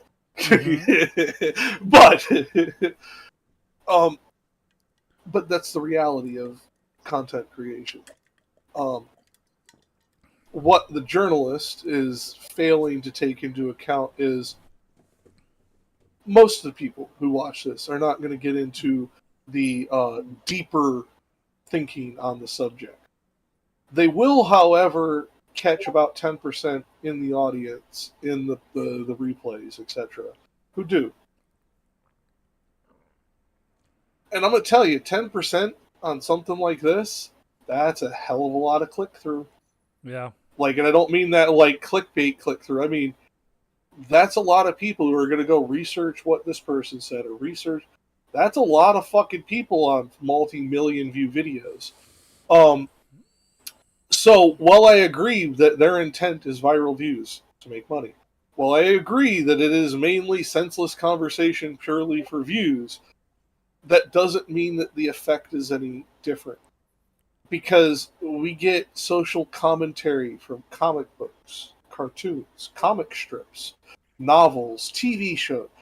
These things spark deeper thought and have no intention of doing so in certain cases. Sometimes they're literally slapstick comedy like Happy Tree Friends that's just fucking just complete edgy bullshit that spark wider discussions on depictions of animated violence, depictions of cartoon gore, depictions of gore in general to small kids, etc., etc., etc.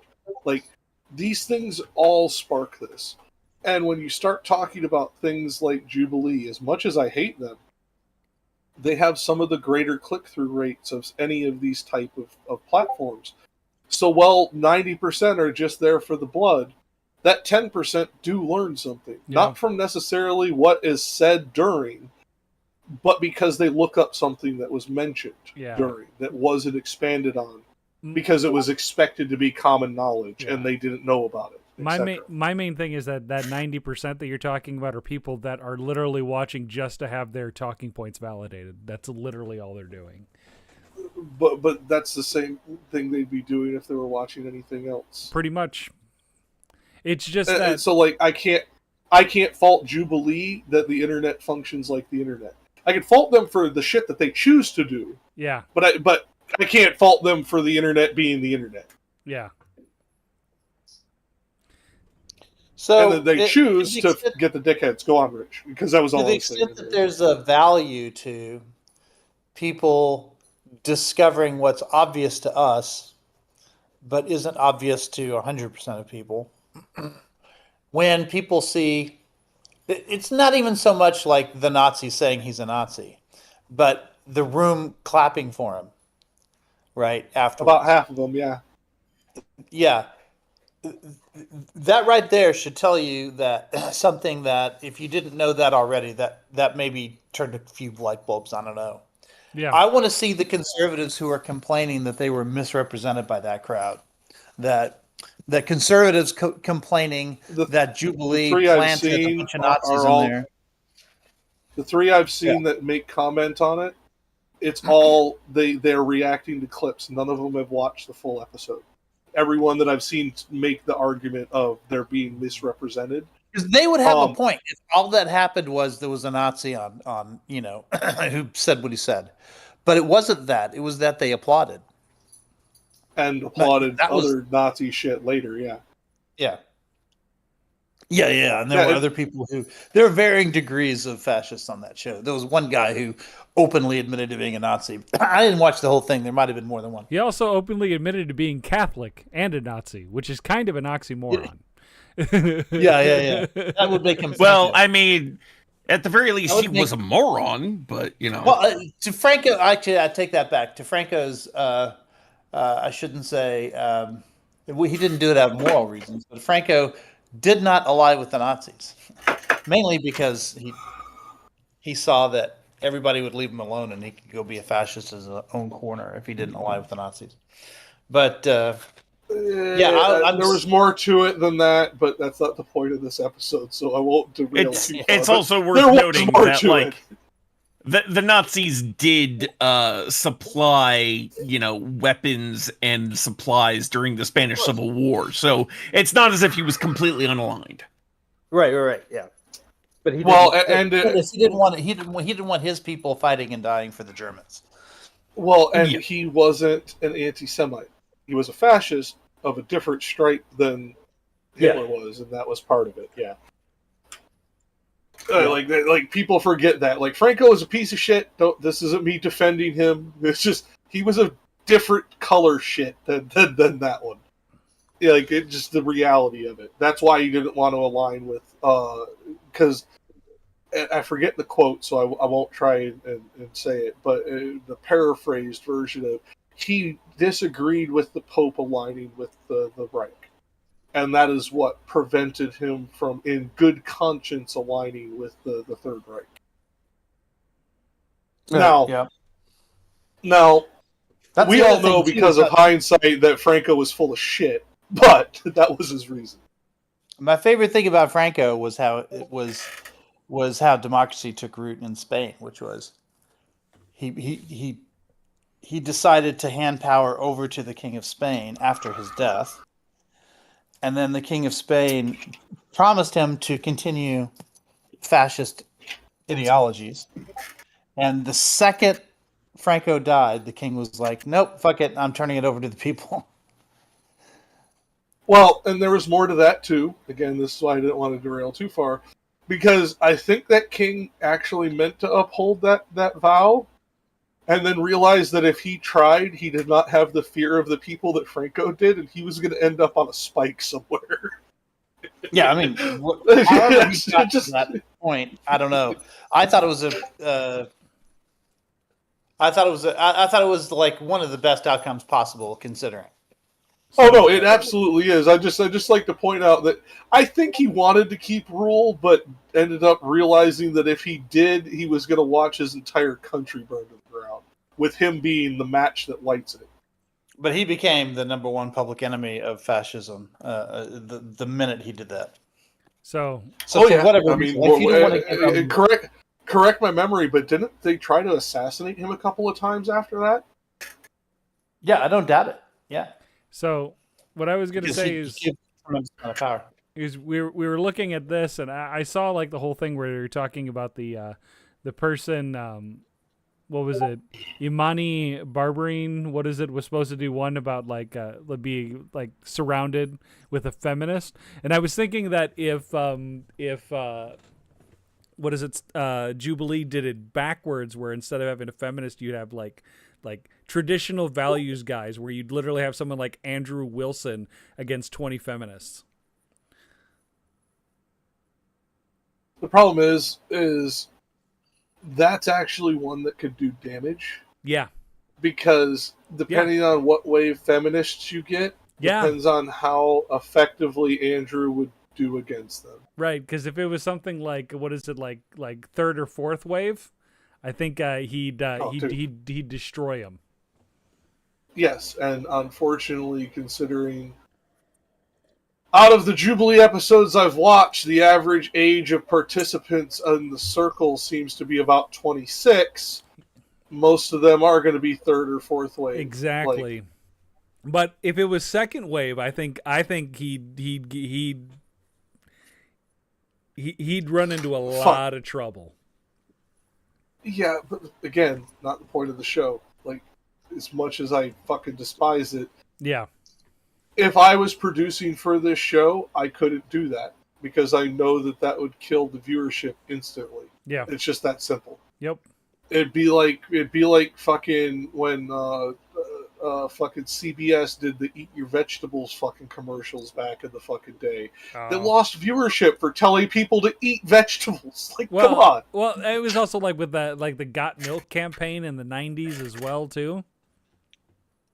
Yeah, but that's a whole nother. Or what is it? Yeah.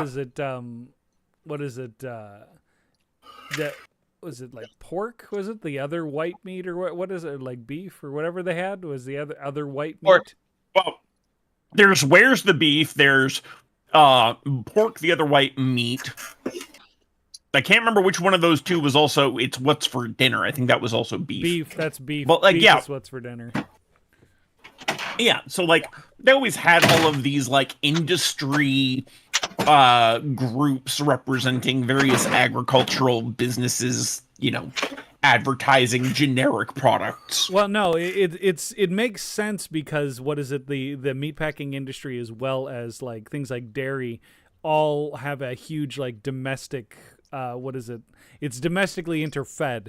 It's when you get what is it? When you're actually looking at like vegetables and vegetable crops, we actually export more than we actually import. So, I think that's a lot of it. What it has to do with that. But we need to move on to. I didn't realize that this asshole was from Colorado. That makes it even more poignant why he got fired. You're a Nazi in a blue state, asshole. Sorry.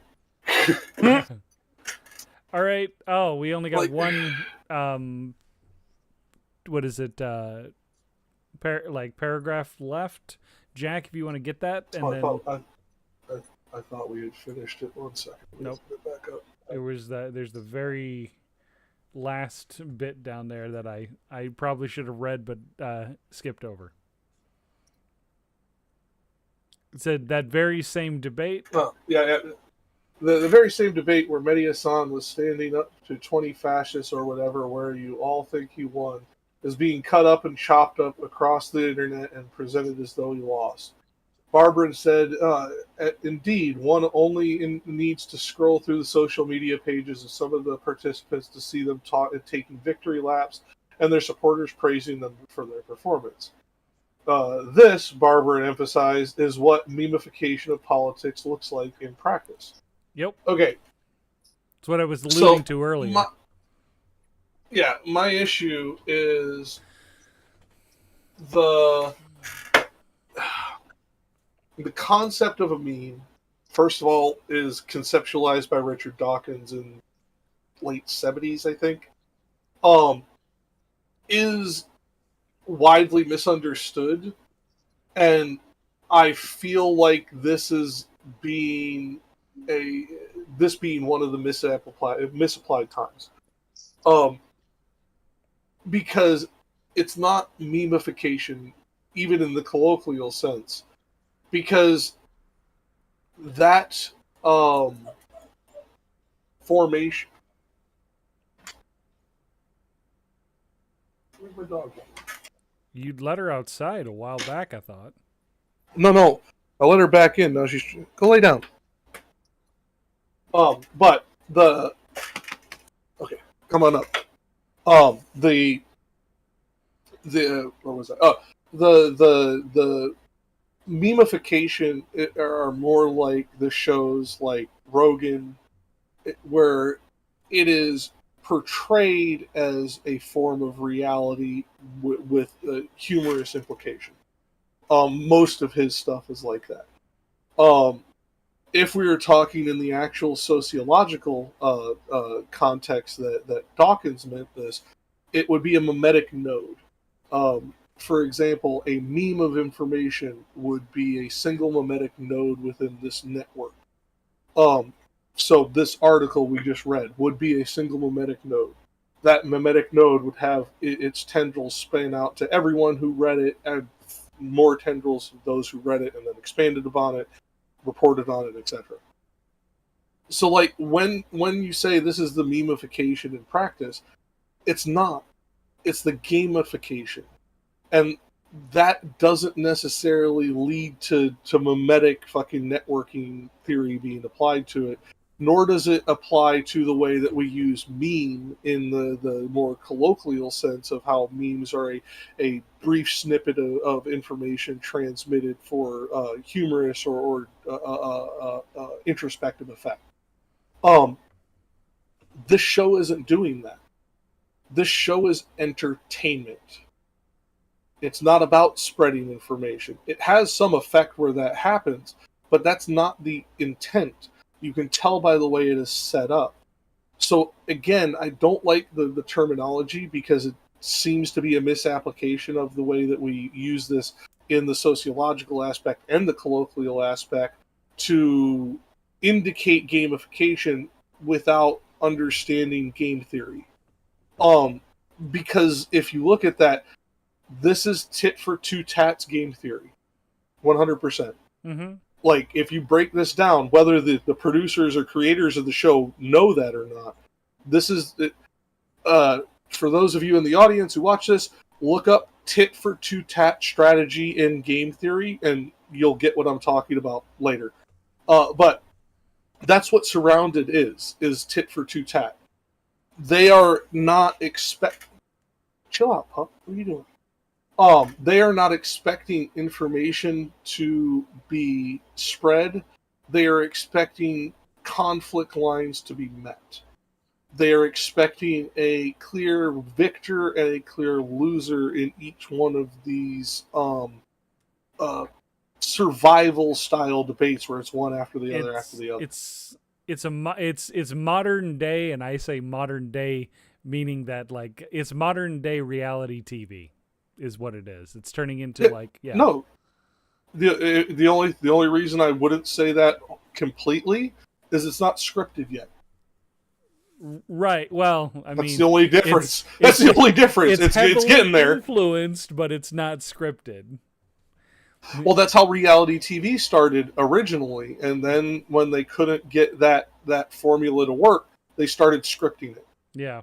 After that, and that's my point. We're in that stage where the gamification is hit, but we haven't got to where they're trying to truly fix, like the person in the article was implying, that the fix is in. The fix is in for what? Because to have a fix, you have to have an intent to that you are trying to fix it towards.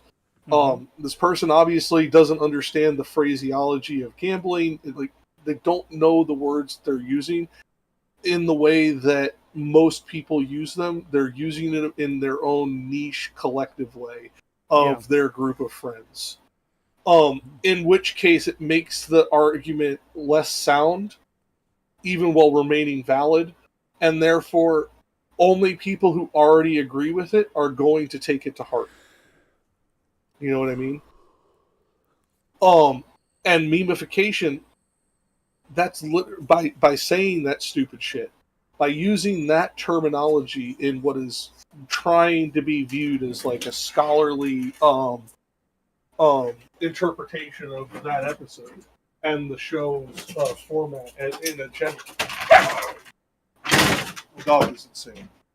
But in a general setting, you are creating a different modality of thought. They aren't trying to do information transfer. This is all about eyes. If they could get away with it, they do this with naked people. Yeah. Like, honestly. I wouldn't be surprised if there is not already a spin-off of this, maybe not by the same company, but where on some place like Rumble or OnlyFans, they do this shit with naked people. Yeah. That's all this is. So, unless you're going to get upset about, Wipeout being memification of media, this doesn't apply here. It's a game show. Yeah. The only difference is they don't give prizes out. No, there is a prize. You get your 15 minutes of fame. Or in Connor's case, infamy. They paid them an exposure. Yeah. And some of them, like Connor, just like Ancom said, got that exposure and got a paycheck from it. No, I know, but that's my point is that's After Effect. Jubilee doesn't care about that. Yeah. They wouldn't care if any of these people are ever heard from again. So again, that's not their intent. That's my point. Yeah. See, that's what I'm getting at. Their intent is about making money. Yeah. Full stop. Well, I disagree with some of the tactics they use to make that money because I consider them unethical. But I can't blame them for trying to make money. We all unfortunately live under capitalism and have to fucking make that fucking choice. Rich, but at the same time, Ancom, go ahead. You guys got anything? Well, I'm kind of curious as to why this hasn't happened before, and my answer to that is the FCC.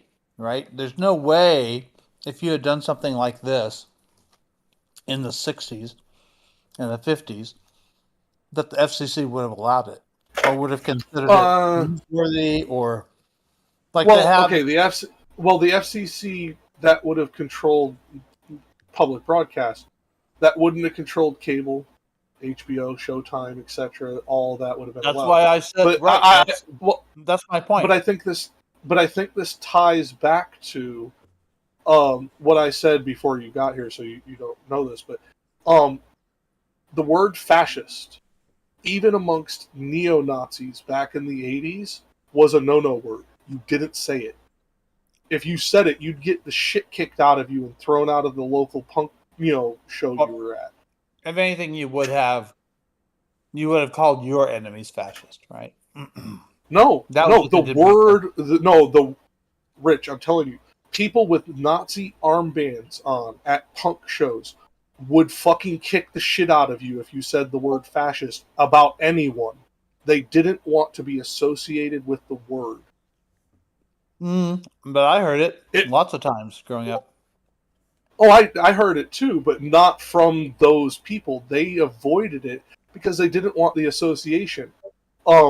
That changed. Well, that's I'd what I'm saying. say People on the far right. I had people, in the KKK, right, calling their liberal critics fascist, right? Because that was true. That part, yeah, that one I'll give you. I was just talking about actual fascists didn't use the word. Right. That I know, and they avoided it. They talked in innuendo. That's what gave us that fucking dickhead out of fucking Venice. I'm just saying the FCC, like, if there's ever going to be a solution to something like this, obviously it's not going to happen now because fascists are in control of government right now. But at some point, there's going to be an opportunity to do something about it. And the question is, what do we do? You might remember this guy, Joseph Tomasi. He died when both of us were kids, but his fucking followers used him for fucking years afterwards. That was the guy that I'm talking about out of Venice. The Joseph Tomasi was the fucking neo-Nazi head in California. He was the guy who started to tell them, stop shaving your head, stop wearing brown, stop wearing suspenders, etc. That guy. Wait, right, but what do we do? Like, what sort of expand the FCC so that it covers more than just the public broadcasts? No, the reality of it is that would be a weapon that would be used against us. If we expand the FCC to include all of the internet, we now have to try and police other countries, first of all, or we have to put up a great firewall like Australia has done, all of which creates bigger problems. Because once you have created that barrier to entry of information and the government is in control of it, what happens when somebody like Trump gets in control of that lever of power? Well, that's one of the things I like about rules-based, like, regulatory powers. Remember when I told you that the Supreme Court, when they did Chevron, that I thought Chevron that Chevron decision, Chevron deference pullback, was actually going to be bad for Trump because it would make it harder for him to make changes like within agencies and things like that he wanted, because now he would need Congress's approval for some of that stuff. Like, that's what I mean, is you've got to have more than just the White House. You have to have checks and balances. And so maybe you don't give the executive total control over how the FCC works. Maybe you have like a set of rules that if you want to change those rules, you need all of Congress for that. And getting all of Congress to do a thing is not impossible, but it's a lot more difficult than an executive order. Well, but herein lies the problem. We have seen with current administration and current selection of elected officials, that doesn't matter. His executive order is being about the we'll go to the Federal Elections Commission, is being challenged. But notice we're not hearing anyone talk about it. No Democrat politician is talking about it anymore. The thing that actually endangers our democracy, the thing that could actually prevent any kind of reasonable, free, and fair election in the future. Yeah, it's being challenged in the court, but nobody's talking about it. They're not getting people in America upset about it. Yeah. Because they want it to be curtailed just enough where it's still a weapon they can use later. Yeah, the other thing is, Rich, is that I don't necessarily sign on with that at the same time, because if we give it to Congress or Senate or whoever, we give it to the legislative branch, now you basically have corporations basically going to be changing the rules and going to be lobbying to have the rules changed in the FCC to benefit them and screw over everybody else. So we'll use the evidence of the FDA. Yeah, but you only have three branches of government, right? Like, you have to distribute the power in a particular kind of way. And I think what we're finding is that the executive is perhaps the you get rid of Buckley versus Vallejo, and I'm completely on board. Yeah, this is where I was going. We know that this is a bad idea because of what happened with the USDA and the FDA. Especially with the supplements. When they were transferred. And then what's the other one? The meat packers fucking group. I can't USDA right now. No, that's the regulatory body. The fucking the NGO portion of it. I can't remember the name of it right now. God, I just used it in that video. Yeah, I know, and it's blanking in my head too right now. It doesn't matter. When that regulatory body got semi-legislative capabilities, was us transferring the power away from the executive to Congress, because they would be the ones deciding that board of directors, etc. Mm-hmm.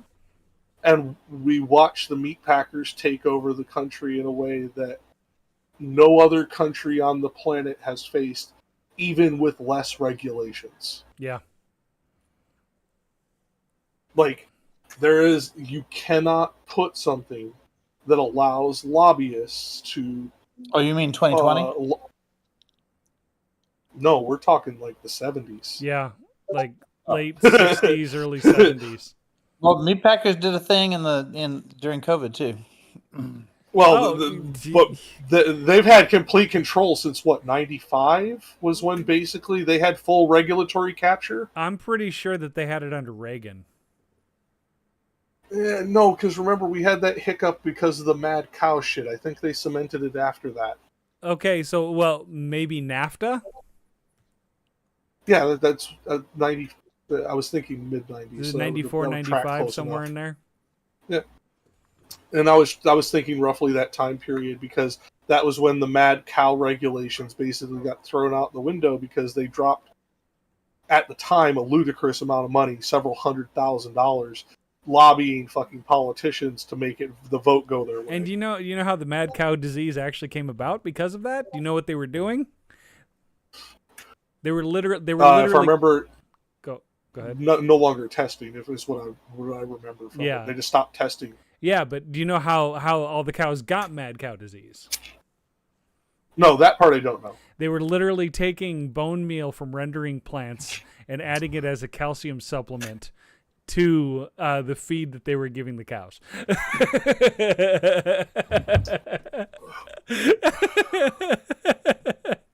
I know a bit about Karl Yakov's disease, but not enough. Because this indicates to me it's a prion disease. Well, I knew it was a prion disease, but it indicates as a prion disease like I can't remember the name of it now. There's a prion disease that you get from being a cannibal. Yep. Eating human flesh. And this just seems like the bovine equivalent. It is. So basically they just grind up the bone meal, from cows that went through the rendering process. Yep. and they and they don't cook it to get the prions to die. well, no, they Fucking they, idiots. they weren't the regulations in place didn't mean that it had to be cooked thoroughly. Like I said, they didn't cook it through to make sure the prions were dead. Fucking idiots. I didn't say who the idiots were. Right. Just idiots. Right. Because this is around the time when what is it when you'd see like a major shift in how we were actually like feeding animals, and the way that we would feed animals was basically we would put like a slurry of stuff together and on top of the corn that we were feeding them on top of that, and this was actually added into it to increase like calcium inside the cow's diet. Yeah, because we were no longer allowing free range, we were doing trough feed. Yep. We're going to Pretty get distracted onto this. We have another article to go into. Yeah, let's go. Let's get into the other article. Okay, for those of you who are new to our collection of miscreants here, when you get a chef and a farmer talking about foodstuffs, it gets real. Just be glad we're moving on. All right, I'm going to move over to the next article, which is the last one, and it's going to be under Nerd Stash. Yeah, I want to read this because I previewed it a little bit, and I do not like how the author of this frames a number of the things he says, so I want to go over that in situ. Fantastic. Yeah, just so you know before you get into it, yeah, this is a guy who's been covering human rights abuses, war zones, and political issues this whole time. All of them read like this. I was reading through some of his other articles because I had the same feeling about it. Yeah. Okay. So, like, I like his right, and I'll just go into it. A man from Colorado is somehow shocked, I tell you, after the company he worked for terminated him following an online revelation of his Catholic, Nazi, and fascist beliefs. And despite being proud and standing by his fascist beliefs, the Colorado Nazi is now asking for donations online so he can continue living until he finds a paying job that hopefully accepts fascists and/or Nazis. Connor Estelle, aka Pine Sap, is the man and Colorado alumnus in question, and he recently appeared in Surrounded's Jubilee episode, which is Jubilee's Surrounded episode. Yeah, and then all of his writing is like this. English is his second language. Move on. Well, that's the thing is, some of this feels a little AI generated. This is very heavy-handed. It might be AI generated, but all of his articles read like this, and he wrote like this before GPT launched. Okay. So he writes, it's a show where British-American journalist Medhi Hasan argues with far-right conservatives. That makes it sound like that's like Surrounded / Jubilee. That's all they do is Medhi Hasan. This was one episode of a series that pits one person against a bunch of people from the opposite side. Despite the nature of the people he invited, this wasn't Hasan inviting anyone, this was Jubilee. Hasan was still surprised that Connor Estelle proudly outed himself as a fascist and Nazi while also being a hardcore Catholic, and then goes into a clip of the discussion. So yeah, this is just the writing of this just bothers me because I'm like, it's getting simple factual points wrong, and like perhaps this is a language issue, but in that case, my dude, get a proofreader. Well, my thing is this, okay. English may be his second language. It is. And he may be a salacious writer. He is. But this is just lazy. Yeah. Like, it's like, it's just fucking late. Like, I could have pumped this out without even, like, looking at my computer screen. Like, this is nothing. Like, you've been writing for, like, 5 years, my dude. What the fuck? Yeah, and like the fact that he's getting these basic little things wrong is like, my dude, do you not have an editor, a proofreader, someone to fact check your shit and like correct you on these little tiny mistakes? I'm like, if this guy has been writing for 5 years, this is not Well- a good progression to his career. No. So Well, I yeah. don't know. Well, I won't say that because, for all I know, he gets so much click through that this is why he keeps writing like this. But it has definitely not improved his writing comprehension. So, and here's the other thing. There's another reason why I chose this. This one's like a little bit over the top, a little bit strange at the same time. You know, some people could do, not necessarily present company, but some people could do with a little bit of understanding of media literacy. When you click on a link to something, it may not be all that it seems. And pointing out this is a good thing. If you haven't noticed, those of you in the audience, this is the second of 3 articles where I had to go check who the author was to see their writing style because things were a little off. Right. Anytime you read something, and it feels hyperbolic or salacious or even slightly exaggerated for the purposes of getting your attention, click the author, see if this is normal. If it's normal, ignore the salaciousness and try and find the facts. If it's not normal, definitely check it out because you guarantee that it's something real. Right. This episode brought to you by always Ground check. News. This episode. I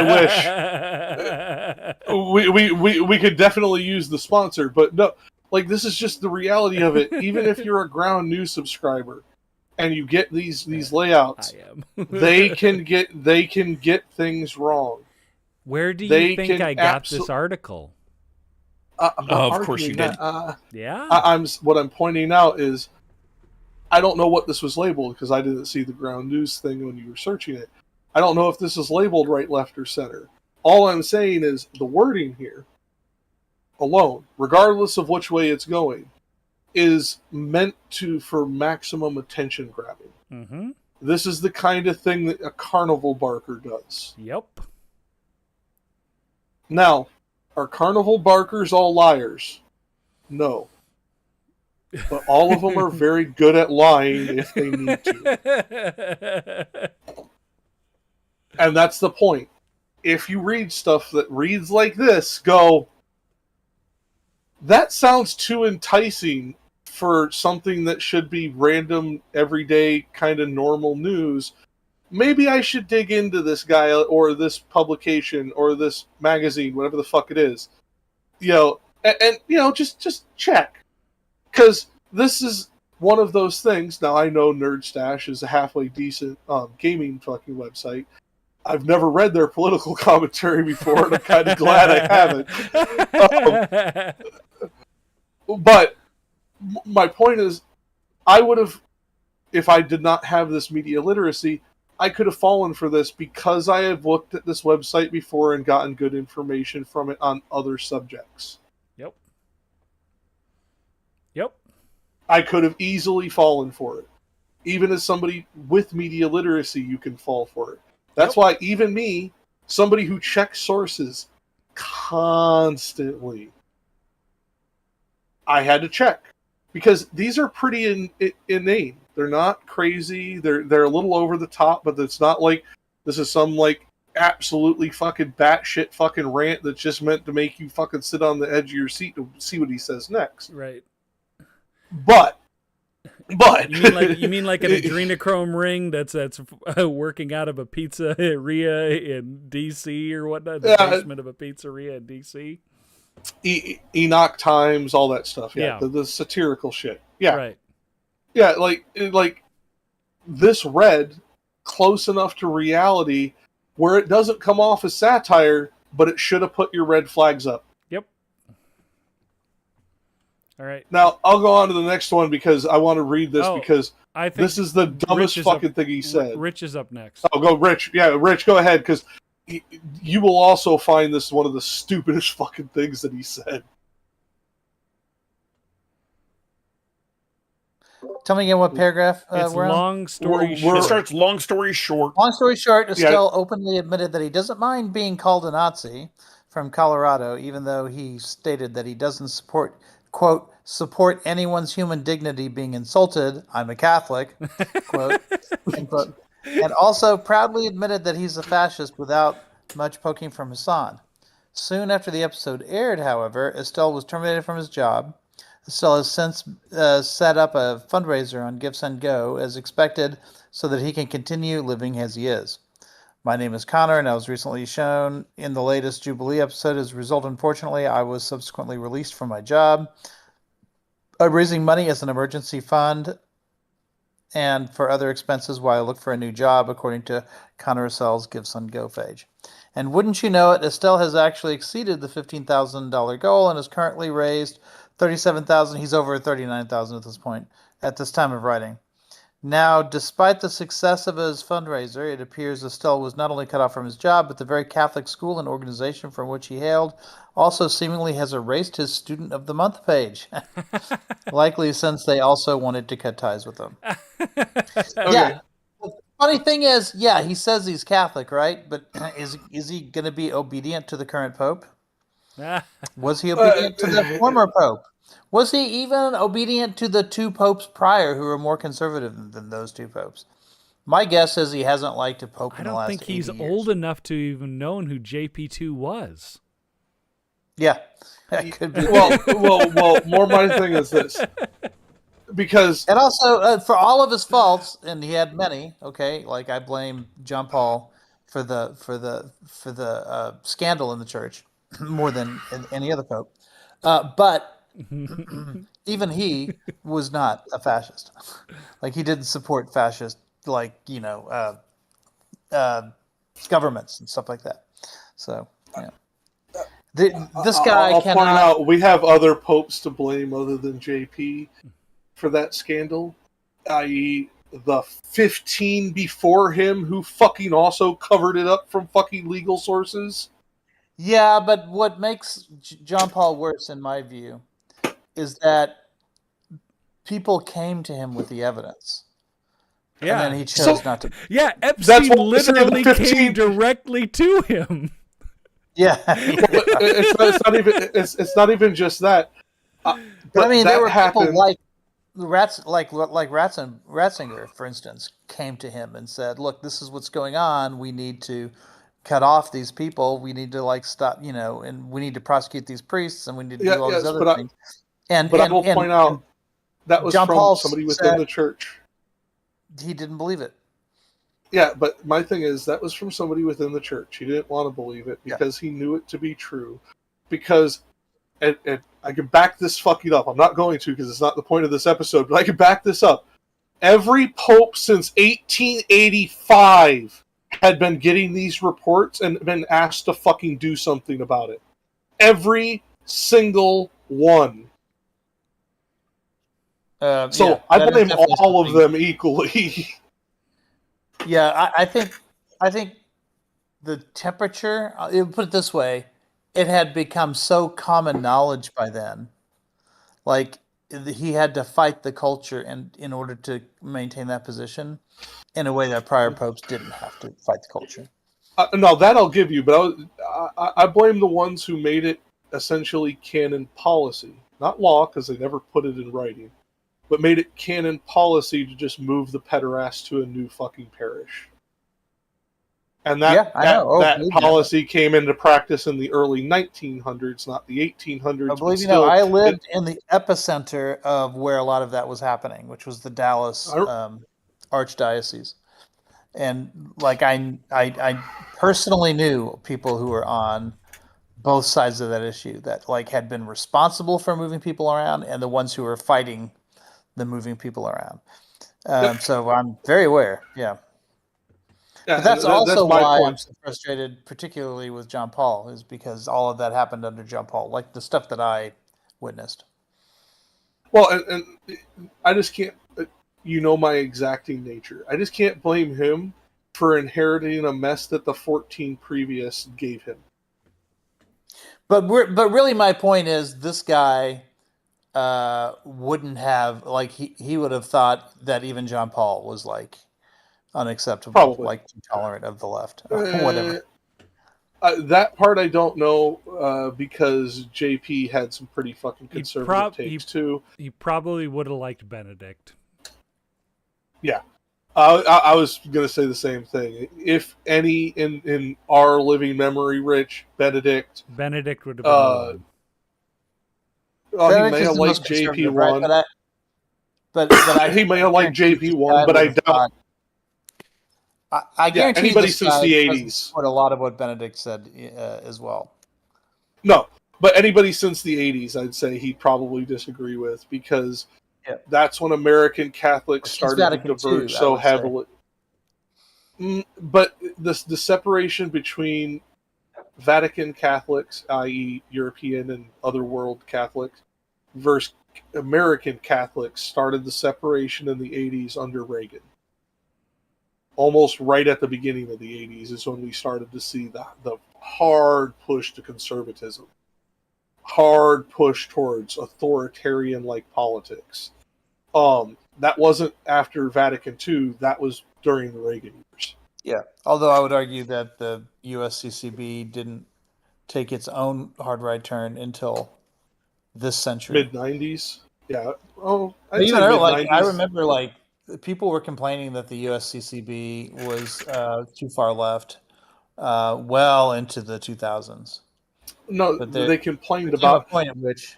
Rich, there are people who call fucking Biden a communist. Yeah, I know. I don't care what people say is too far... No, but my point is, I don't care what people say is too far left. I care what the actions actually say. Far right conservatives saying that this bishop or that bishop is too far to the left didn't mean anything when too far to the left meant don't go stoning gay people. Jack, are you trying to tell me that Biden wasn't a Marxist? No. This is like something Ancom and I were talking about the other day. It's really hard to label somebody a communist when you're in a room with an actual communist who's there to refute. And this is kind of my point. It is like when we start looking, but when we tying it back to this, when we tie it back to this young man's politics, the way that these apparatuses function, he has been, probably like most Catholics, fed a few key scriptures during sermons and has never read his fucking Bible cover to cover. Or catechism. Ever. Or catechism. Or usually you're required to read. No, usually you're required to read all of it. I'm not saying he remembers jack shit of it, but I remember going through that shit. They're over your, at least when I was a kid, they're over your shoulder with the ruler making sure you're reading. Hey, they don't care if you're comprehending. All I'm saying is you can't get through at least, like book 1, maybe even book 2, without saying that, hey, I cannot be a Catholic and a fascist at the same time. Mm-hmm. Agreed. But due to this young man's age, he probably went through catechism at roughly the same age you did, 11, 12-ish. And I doubt he had his fascist tendencies then. All I'm going to say is, did this guy get confirmed? That's the question I really want to ask. Because based on the wording of this article, the fact that he was going to a very Catholic school with a Catholic organization tied to it, where he was a student of the month, I would say, considering most Catholic universities require you to be confirmed when they're like that, probably got confirmed, again, when he was a kid. Right. But that's neither here nor there. You and I know adults who are fucking got confirmed who also don't understand shit. But in modern day, most Catholics require confirmation at 18, if I'm not mistaken. Like you have to be 18 in order to get confirmed. Yeah, but now, not then, way back when. Yeah. I'm talking about when this kid would have been 12 or 13. It would have still been the norm. No, it wouldn't. We didn't change that. No, not at all. Uh, Not at all. okay, let's put it this way. I'm telling you I'll now. look into it later because I don't want to derail too far because Yeah. you may be right. But I didn't start hearing about it from my Catholic family until like 05, 06-ish. Okay, I'm telling you right now that what is it? When I was in high school in 2000, I was already confirmed Catholic. And all of the people that I was going to high school with at the public school were going through their Baltimore catechism and were not going to be confirmed until they were 18. Well, like I said, I'll have to dig into it later because you may be right, and maybe my community was like one of I'm the sure it's last cultural, holdovers depends type on where thing. you live. You know. Yeah. Yeah, and that's why I said he may be right, and it may have been like my community was like one of the last holdovers, or his community was Hey, one of the first acceptors. when- I don't know that deep on it. I just remember when my Catholic family started to bitch about it, Yeah. being switched to being confirmed at 18 Yeah. was around 05, 06. So I assume that's when the change happened. But That's I'm my telling fault you, for like, not digging deeper. with my family being part of the Society of St. Pius X, I was confirmed at 14 because we converted when I was 12. So So you would have had yeah. to take it would take that long, right, yeah. but it was very common for them to do 12 and 13. Very common. That's when I was confirmed. Was 12. So Yeah, so I just looked it up because I even because I couldn't use my own anecdotal experience either. But I will say this before I tell you what happened when I looked it up was that I went to a Catholic college, and so everyone there who was Catholic was already long confirmed. So now. That isn't to say that there aren't other communities in the country where it happens at 18. Like, I can see why there might be a trend to make that happen. But then I just looked it up and it said in the United States, it's a little bit older in the United States than it is around the world. Confirmation is between 8th and 10th grades, which is roughly 13 to 15 years old. Whereas around the world, it's between 12 and 16. So maybe a little bit younger around the world. But in the United States, 13 to 15 years old is the average age of confirmation. now ask it again. Has this trend changed in the last, say, 30 years? Because that will definitely hit the time frame we're talking about. Yeah. Because, like I said, I remember my family, my Catholic family, bitching about it. I didn't much care because I thought it was a good idea because then they're usually a little bit more mature and can actually kind of make the decision for themselves. Yep. It's not good enough for my opinion. Personally, I don't think you should be taking kids. Yeah, to over the church past unless- 30 years, the age has been shifting younger. Younger. Interesting. I That's wonder- weird. Yeah. Yeah, like I'm not saying it's wrong because I haven't dug into it, but like that doesn't sound right to me either. But again, he was part of a cult. I was part of Irish Catholic sub community. We could be outliers in this. We were in pseudo schism, okay? Well, the Irish Catholics aren't in pseudo schism. They're just very enclave-ish in the Midwest, and therefore the culture interplays more than the faith. But you're talking about the Midwest. The Midwest is pockets of enclaves. That's literally all it is. Yeah, it's because in the 1990s they implemented something called the Restored Order, and under Restored Order, confirmation happens often second and third grades, age 7 to 9. What? And that's pushing the average younger. Yeah. That's okay. Is... I'm going to tell you, any of our Catholic viewers, if you fucking try to confirm your kid at 7 to 9, you're a fucking monster. Yeah. I knew a guy, What? come to think of it, now that this is mentioned, I knew a guy who believed in the Restored Order rules or whatever, and he said he thought that, because the question as to whether or not you should do this, a lot of it has to do with what you consider the age of reason to be. And he said he thought age of reason was very, very young, like way younger than most people thought. And so I think if we are going biblically, if we are going by scripture, biblically reasoned age of reason is 8 years old. Yeah, well, there you go. Like just to give that guy some kind of credibility. I don't like what he's fucking saying, but Well, he was a theology professor, so yeah, I'm pretty sure he knew that.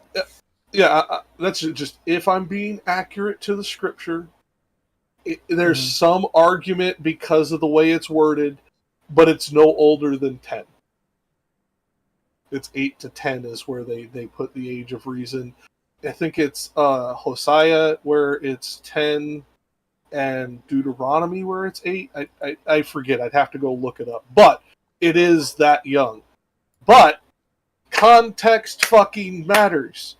When those books were written, both of those books are Old Testament. This is a long fucking time ago when the average life expectancy was like 50. And that's accounting for that should be able to give us a better answer.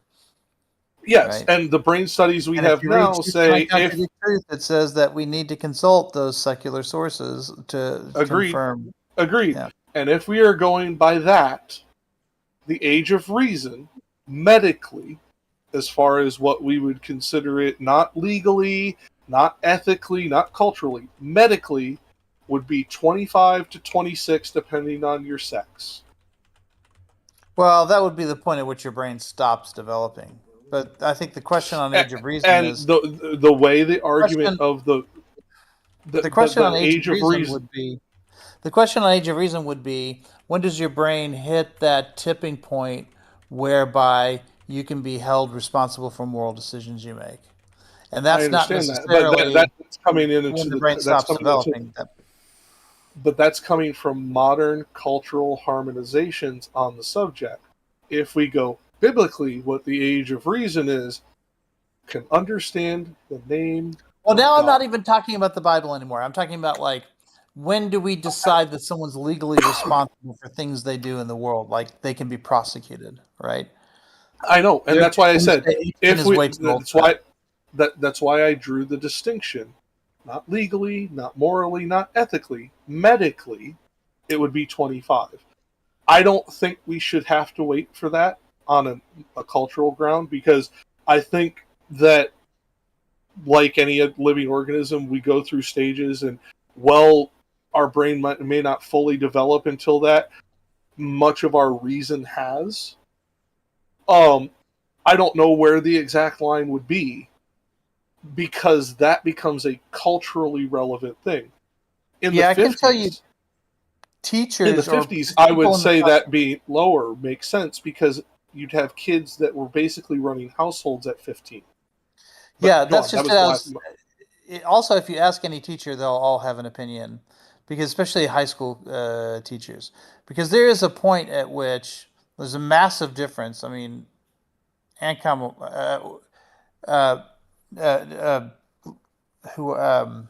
Desperado. Thinking of, not Ancom. Desperado. Anyway, but any teacher can tell you that there's a big difference between a freshman and a junior. Yeah, big difference. Right, so there's a line that once you cross it, a lot of teachers recognize it, which is why there's a big movement in this country to have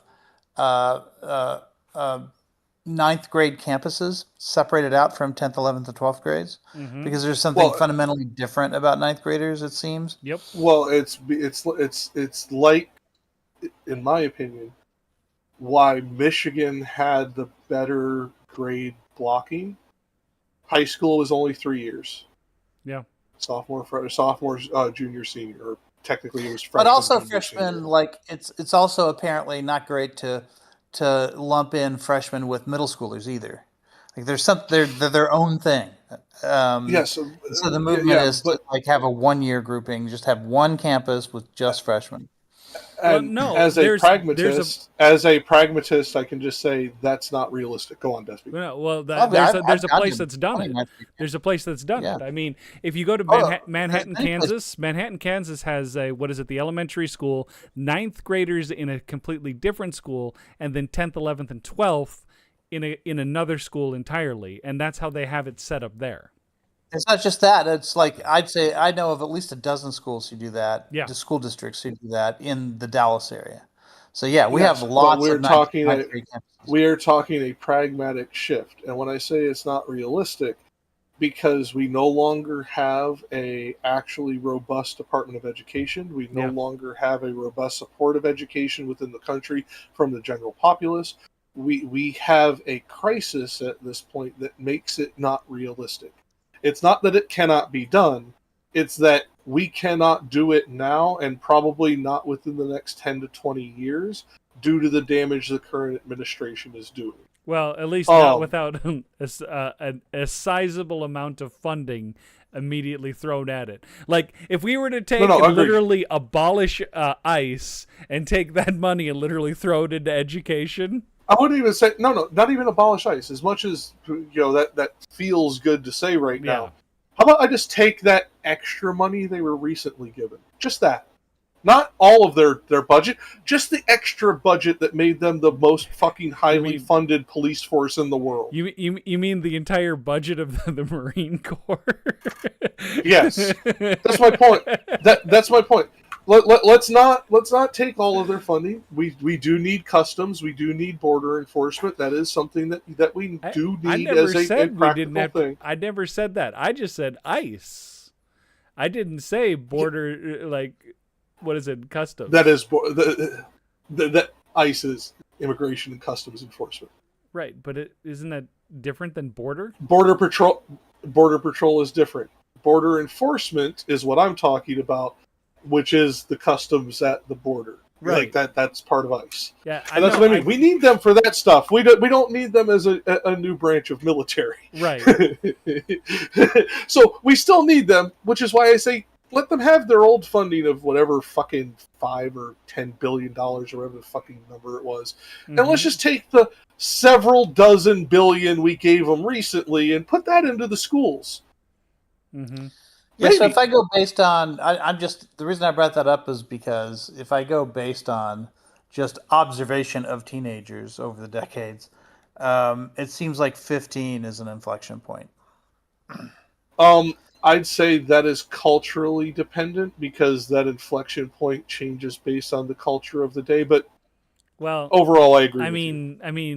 Here they make you go all the way up until 9th grade. Like 10th, 11th, and 12th is high school, but junior high school here is 7th, 8th, 9th. And that's what it is in Michigan. It's first or K through 6 is elementary or primary school. Mm-hmm. Your first secondary school is 7, 8, 9, and then high school for 10th, 11th, 12th. So the schools here, the ones that do 9th grade campuses, the 9th grade campus is actually on the same property as the high school. It's just a separate building. That might be doable that way, even under the current administration. I don't think that goes far enough. Oh yeah, I mean it's still that way. Issue. It's that way right now. Yeah. But part of my issue with them being on the same campus, even if just segregated to a different building, the issues I have with it are social, and I come at it from a different aspect. I was pushed into high school too young, way too fucking young. Yeah, I mean, they are. Yeah, well, I'll finish this, and that's what I'm saying is when it's a amalgam point that we have to go based on the law of averages, but there are going to be people outside of that, and therefore, if we are going to segregate it fully and do it the way that the studies show, because I've read a couple of those studies too, it needs to be a fully separate campus like we do for high school and middle school because of the predation in both directions. All right, Jack, if you want to finish back to the article. You want to finish out the article, what is it? Yep. Yeah, I got it. It's no secret that Estelle isn't the first far right, well, in this case, extreme far right person who went on the Give, Send, Go after outing their extreme beliefs. A couple from Missouri who also openly admitted to neo-Nazism and even supporting Kanye's Heil Hitler were also terminated from their jobs and similarly set up a Give, Send, Go to beg for free money. There's also that racist woman from New York who amassed $700,000. Shitty reporting. It's like almost $800,000 at that point, and long before this article was written. It was simple as well simply for being racist. It appears the current modus operandi for openly fascist neo-Nazis these days is to beg for support supposedly from their kind by spinning up a sob story about how they lost their job for their beliefs. The good news is it appears no one wants to work with fascists. That's it. Okay. 2 things. 1. Journalist. I'm a pretty biased fucking writer in what I write. What the fuck?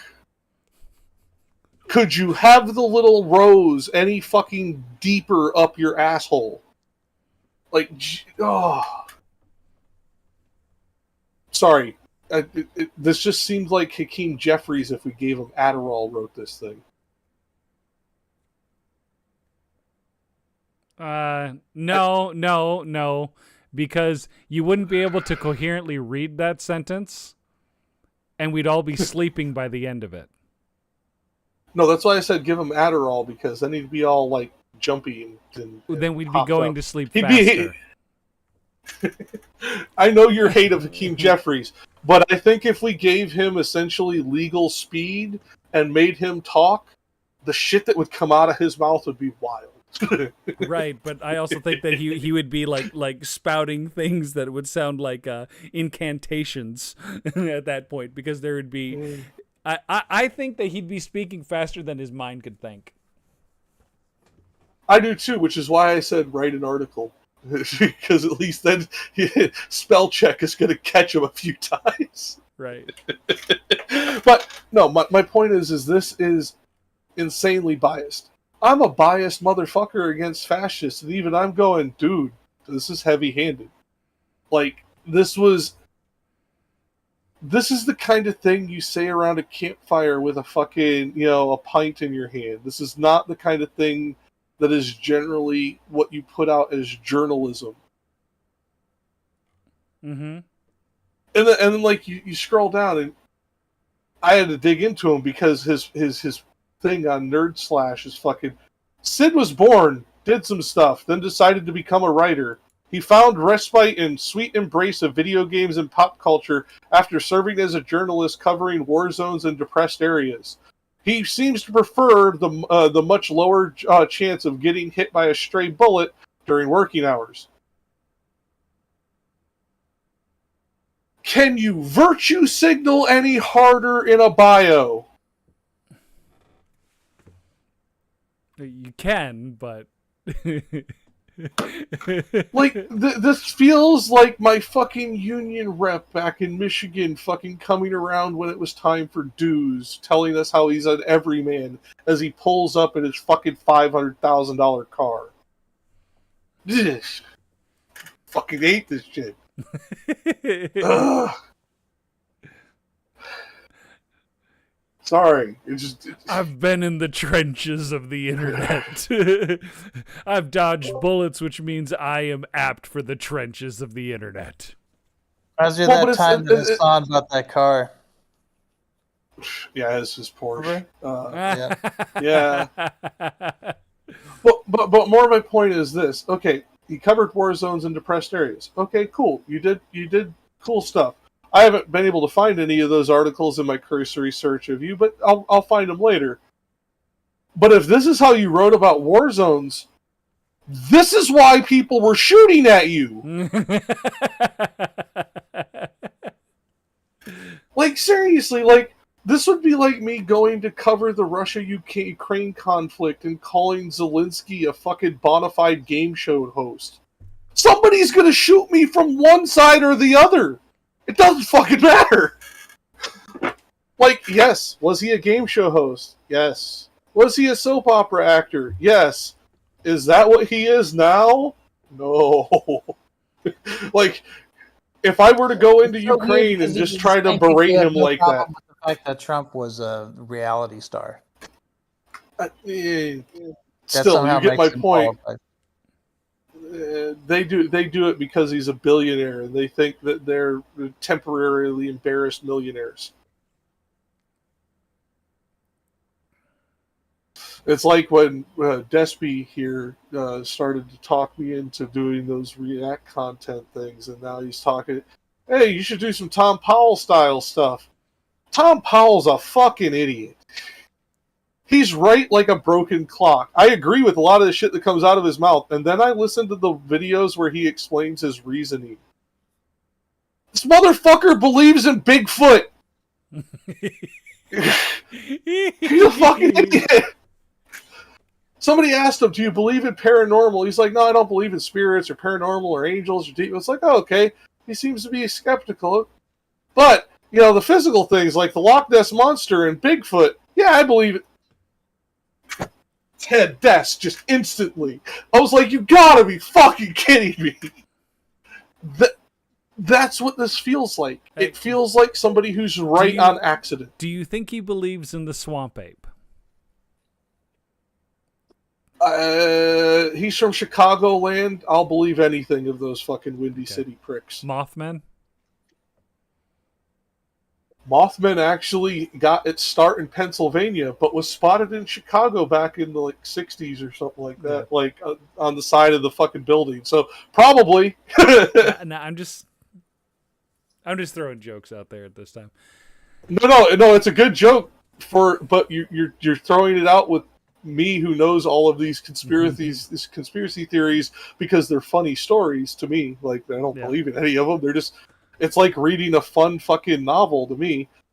And the Mothman is one of my favorites because supposedly there's physical evidence of this one. And we have a FOIA request that points to the evidence being held by the Smithsonian and being lost. Okay. That's one of those interesting ones where I'm like, I don't believe in supernatural shit, but that makes me think they did find something that they don't want to tell us what it is. Right. Like somebody created some fucking Batman tech or some insert random ludicrous thing, but the government was like, no, that's gonna freak people out. We're just gonna hide this. Because I don't think it's supernatural, but the fact that there is a piece of documentation from the Smithsonian saying that they were handed evidence from, I think it was the Pennsylvania town's police department, and that evidence just miraculously went missing in transit. Yep.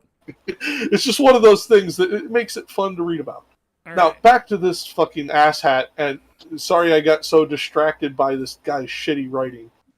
Because that's why we got off on so many tangents, is his writing sucked so bad. But, going back to the asshat fucking Connor, starting to hate everyone with that goddamn name. This is something that we have seen. You hate Superboy? I forgot his name was Connor. Okay, we might have one decent one left. That being said, John Connor. John Connor. As much as I love those movies, I'm sorry, I fucking hated John Connor's character in all Sarah three iterations. Sarah Connor.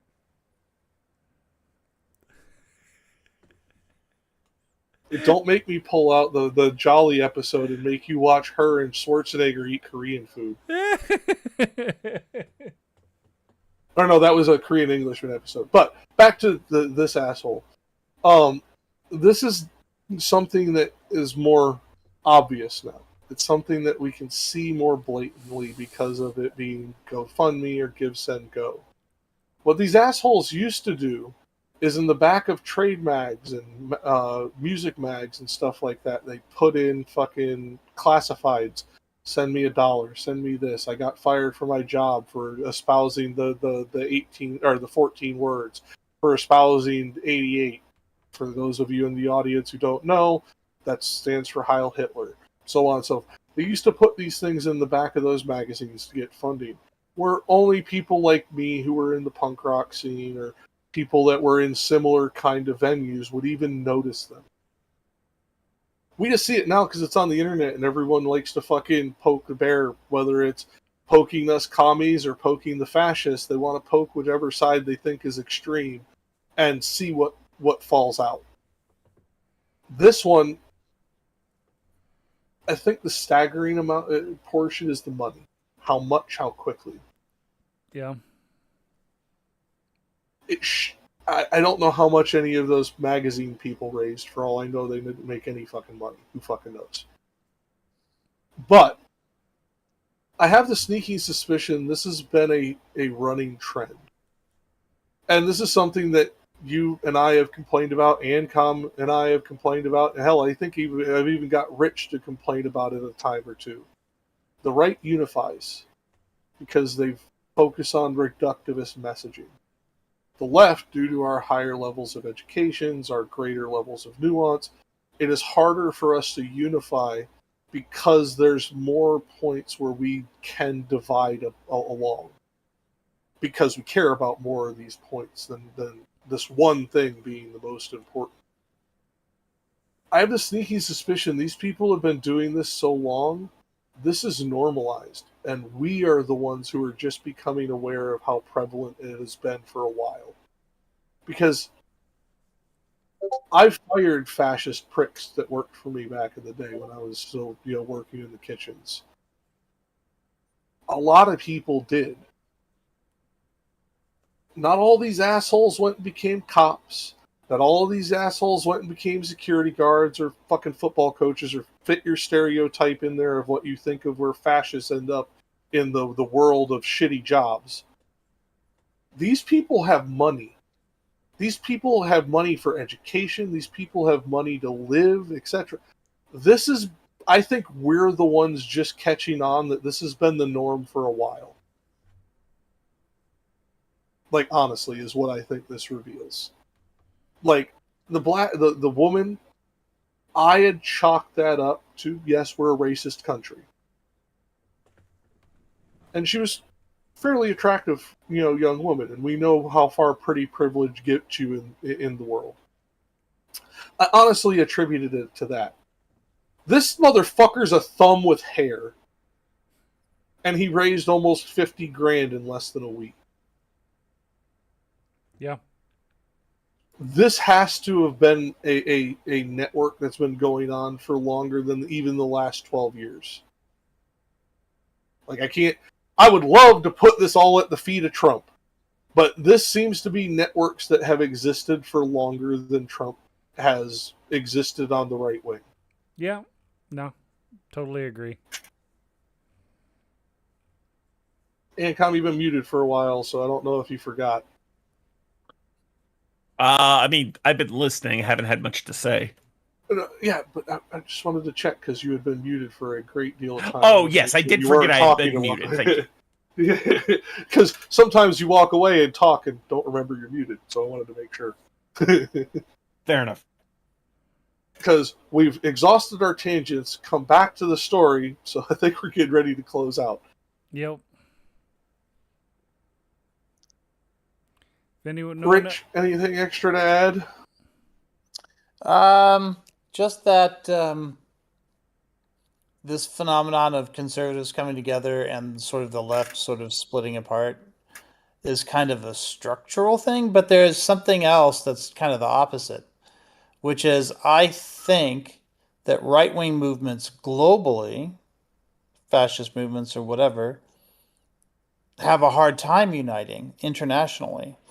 Whereas people on the left tend to unite pretty easily, right? Because if yours is an ideology that says that we should tolerate each other's differences and come together for the common good and all that other stuff, then it's pretty easy for liberal movements from around the world to come together in common cause or whatever, right?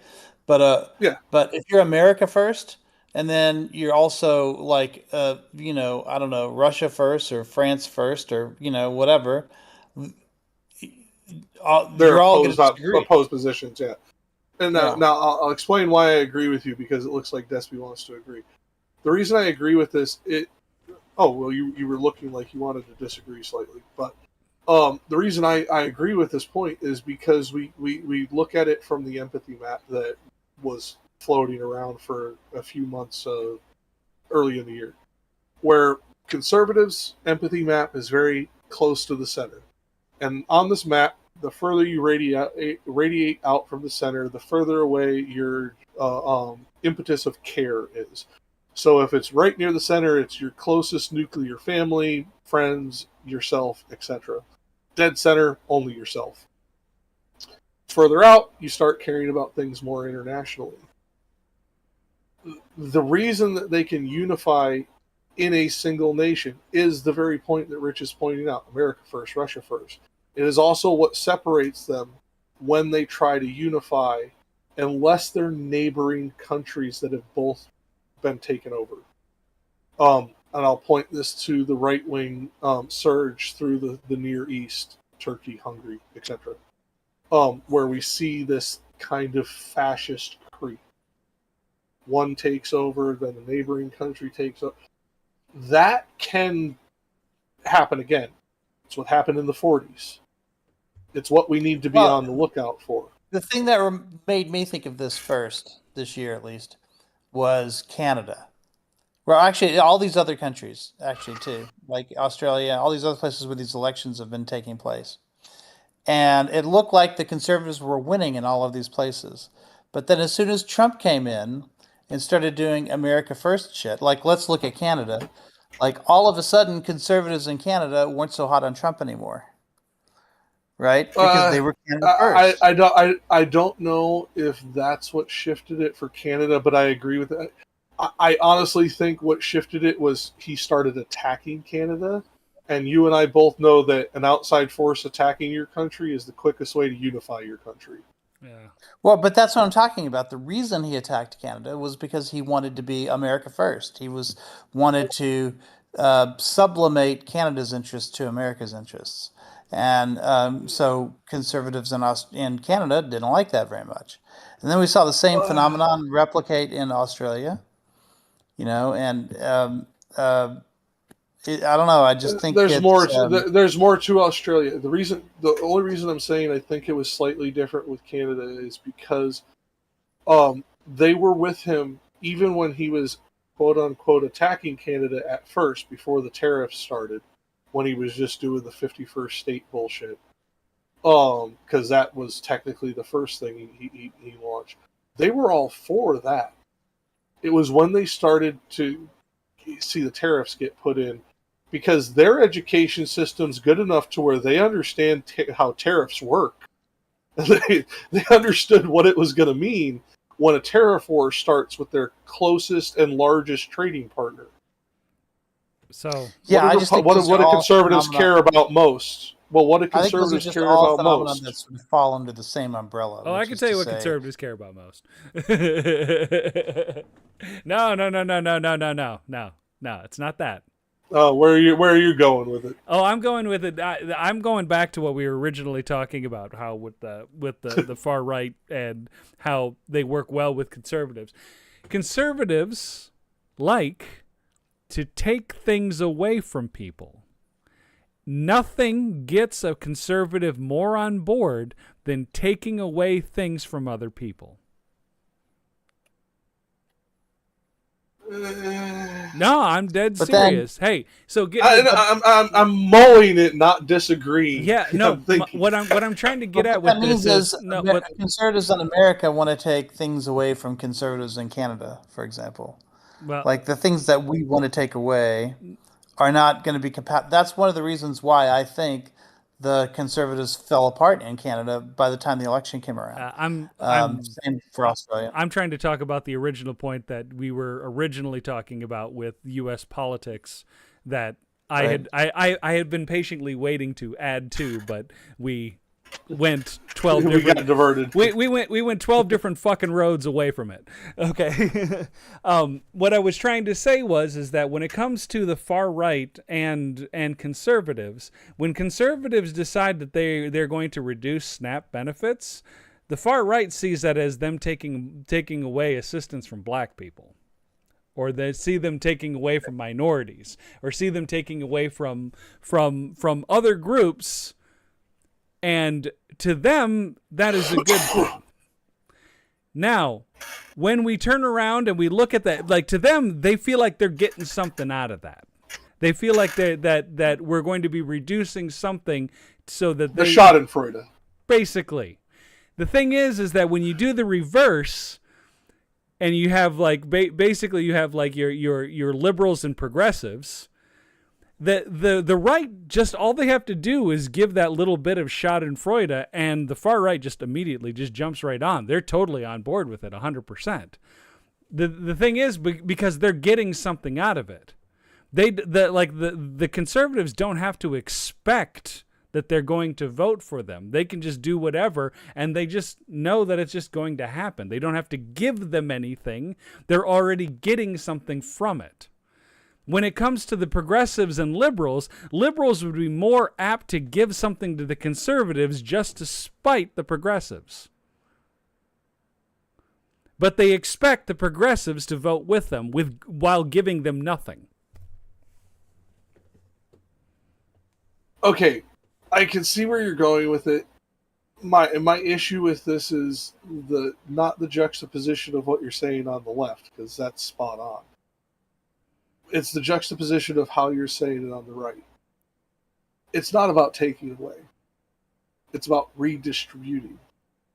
They think that if it's taken away from brown people, Right. it will be given to them. Right, correct. Yeah. That's why I say it's about the money to them, because that's what it comes down to, is dollars and cents. They think their money is going to feed lazy brown people. Yep. They don't want their money to go. It's not about taking it away from the brown people. I'm sure that's an advantage for a lot of them, but not all of them. So that's why I feel like that one's off. It's they think, mainly because they're poorly educated, this will somehow equal the voodoo economics that somehow puts it back in their pocket. Pretty much. And Yes. and basically, our Reaganite here can confirm this here in a second when I'm done. This is essentially what young or Reagan youth taught people about the way Right. the market works. Right. Because there's nothing a liberal hates more than a progressive. They would probably rather work with the far right more than they would a progressive on a quarter measure that would make people's lives slightly better. Again, it's just the extreme you put it to. I agree with this overall endpoint, because the phrase I always say is they will move to the right rather than win working with the left. They'll lose working with the right. Because that's what we've seen from the DNC. Yeah. But, and here's a key distinction, I don't think that's the liberals, i.e. the voting populace. I think that is the Establishment. more aristocracy establishment That, of well, the DNC we call- and DCCC. we call that the But yes. gerontocracy. Fair enough.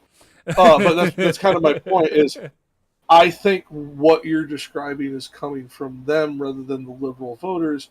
So that's why I have a problem saying it's liberals. Well, If you had said Democrats, I would have been on board 100% because that's the people. what I'm getting at with that is that I'm using the language that the right would use. No, and I'm with you. And I'm my need for clarity. You know this. Yep. It's one of those things, because you know my hatred for a lot of liberals, especially fucking neo-libs. Yeah. But we have classical liberals like Rich. Like we have, like semi kind of like Lethe. He's kind of in the middle on a bunch of stuff. Like Sam the Human. Yeah. Good classical liberals. Yeah. And I don't like lumping them in with the neoliberal trash that have read fucking 3 pages of Das Kapital and fucking listened to fucking 50 years of McCarthyism drummed into their fucking brain and somehow think they know everything about the world. Yeah. And that's most of the fucking, I don't know, Rich, what would you say? 30s to 40s liberals would fit that category? Probably. My Wait. age. People who are in their 30s to 40s, is that what you're saying? Yes. currently in their 30s to 40s, so yeah, born maybe. I don't know. 80s. I think I get a little bit more granular than that, right? Because I also make a distinction between classical liberals and SOCDEMs, which is what I am. So, Well, like, I'm gonna go. yes, but we do not have a socially democratic party in the United States. We have a liberal party, and therefore, at least within the American Overton window, you would be grouped into the classical liberal category with SOCDEMs. Yeah, I don't have a party that I can vote for that believes in social democracy, but It's like I'm a Democrat 100%, even though I'm a communist, because we don't have a fucking communist party here that I can vote right. for. Same reason. Yeah, I mean, it's And they rare would definitely not call me a fucking liberal. it's rare when you're in a position in the world where you can vote for a party that you agree with on everything. Well, unless you're an ideologue. Ideologues get that job easy, thankfully. Yeah. Anyway, we should probably close out here. It's getting closer to Yeah. like 1:30 a.m. my time, so. Yes, we should. And I'll close it out with this. Jubilee's a piece of shit. The stuff that they do is a game show. This person is a bigger piece of shit. He's a fascist. Like, this was shit all the way down. The only thing that was semi-gleaming was Medhi, and even his shoes got a little dirty on the way out the door. Like, this was one of these things.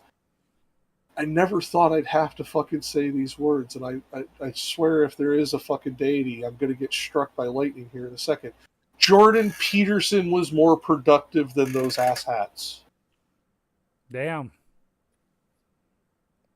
I'm sorry. Do you have a puke bucket there for you? No, because I don't even have to fucking. That's just how useless the right wingers were in this showing. Yeah. None of them had valuable education or insight. Because here's the thing: fascists can be right occasionally when they say something, and therefore that's why you have to listen. Nothing. These people literally said myth and buzzwords. Talking the whole points. Time. Myth, buzzwords, and talking points. Yes, it was like I said earlier, it was Jerry Springer. It's the same reason why I left Twitch Poll. It's the same reason why I fucking no longer associate with anything to do with modern day debates or any group like them.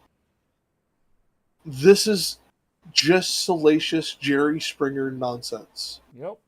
There's no real information being transferred. Because even when you get people like PZ Myers or Erica fucking from Gutsit Gibbon on there doing detailed lectures that would be worthy of a TED Talk level of information, distribution, nobody's listening to it. They're waiting for the slap. They're waiting for the person to freak out. They don't give a shit about what anybody's saying, because the next time you show up, the same people who were there because you saw them in the chat with you, listening to all this shit, will say the same dumb fucking talking point the next week. Yep. They're just there for the fight. It's why I like doing what we do. I'm sure eventually we'll have somebody on to argue against that we completely disagree with, but it's going to be about the information, not about a fucking slap fight. Yeah. And we're not going to invite somebody on who's going to be about the slap fight. Like, Gibbs is never going to appear on this fucking channel unless he fucking seriously changes his ways, kind of situation. Right. We don't need that, in my opinion. We're not going to be as popular. We're not going to hit the Midas touch levels of fucking viewership. But at least the stuff that we put out is going to at least be based in facts and evidence, or at least well-reasoned conclusions if we do not have a fully evidentiary fact to back it up. I don't know. We'll at least be able to show the conclusion. I like my tinfoil hat segments, so. I mean, tinfoil hat segments are fun. That's why I covered Peterson, despite the fact it gave me a migraine. But at the same time, there was people in that one. Yeah. Where the information transfer was there. Not a lot of it came from fucking Peterson, but it was there. This one, Medhi didn't have to use hardly any facts to dispute these people. They literally just said shit that was demonstrably wrong, even by their own sources. Right. Like, when you quote the Cato Institute and somehow fuck it up and say that they agree with you, when even the right-wing think tank says you're wrong, Well, what? Libertarian. Hey, hey, Tomato, you know tomato. something? I am just trying to point out the minute differences between what is a conservative and what is a libertarian. I said, just like said somebody else right-wing. did to me. I know, but I said right-wing think tank because I was You said generalizing conservative. intentionally. I could have swore I said right-wing this time. I said conservative the first time, yes. Oh, But this time I said right-wing think tank. okay. These conservatives, and I will call these guys conservatives, because by America's Overton window, that's where they fit right now. I don't like that this is where they fit right now. I am deeply displeased by this fact. But unfortunately, these are our far-right conservatives. Right. Anyway, Rich, Ancom, would you have any closing statements or things you want to say before we close out of this? I would just say this was a gigantic shit show, and the fact that it's going viral to me just demonstrates how utterly content-brained the internet is. The Dung I don't Beetles know, are having a it's- field day. Yeah. Okay, please, Ancom, don't do the same thing that so many others do. It's not all of the internet, because there's a few million views. There's several billion of us on the internet. I am aware of that, but the thing is, this is filling up so much of the, I know. of the space of what I've been seeing, and this happened a week ago. I know, but you know why that is not because of the internet. It's because of where you and I live in the cesspit that is currently America. We live in a place. Yeah, but the fact that it's making every its way, algorithm. But the fact that comes it's from making our way into things like algorithms. Time Magazine, like that's as far as trackers of the cultural zeitgeist go, I'd say Time Magazine's pretty up there. Yeah, but I have the sneaking suspicion. I haven't read Time regularly in a long time, so I don't know.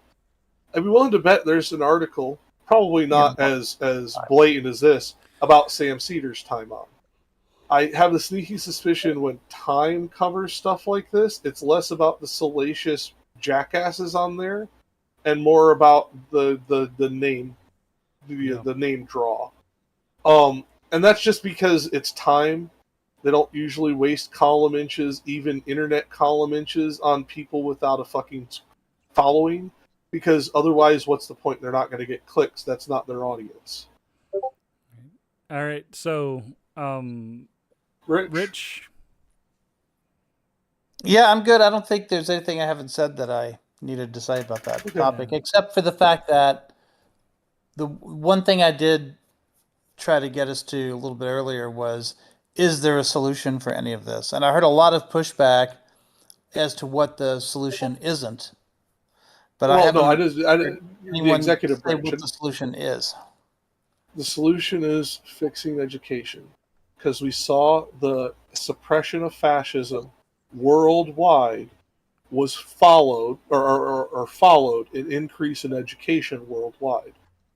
These ideologies cannot foment outside of ignorance. That begs the question. No, that begs the question, because that's an outcome that you want, fixing education. But like, if I were to say, well, we can fix education by making it more Congress's domain, then you'll give me all the reasons why the right will take Congress. So, that is the place where that particular power should reside, is in the hands of Congress and professionals, because that is where our representatives meet to do that. Okay, so but that is where that should be. But you're talking about control of media. But you're not. There's a difference between. My suggestion was that that instead of letting the executive have authority over everything, at that point I was talking about the FCC, but the same thing applies to education. If you move it over to Congress, and I'm not saying your reaction was wrong. The reaction was to say conservatives can take over Congress too, right? I mean, obviously, there's not going to be a perfect solution. But if we're going to say fix education, the real question then becomes what is the mechanism by which education gets fixed? And how does it, and then even if we do manage to do it, how does it stay fixed? Well, there's no stay fixed. That's pipe dream utopia ideology that everyone needs to get out of their head. Anything No, but we you fix, do want any, your, you do no, want your no, solutions. I know. There's a But reason I this said is my it. point. I There's a know, reason I but said my it. point I is, just want to tell you. I know. Okay, what was my reason? Because you were bringing it back to my point of don't create a weapon that will be used against you. Correct? Well, no. My reason is Okay. because we have this dialogue about the ratchet effect, right? Where when you put something in the Constitution, it tends to be lasting. I'm not saying forever, but it tends to be lasting, right?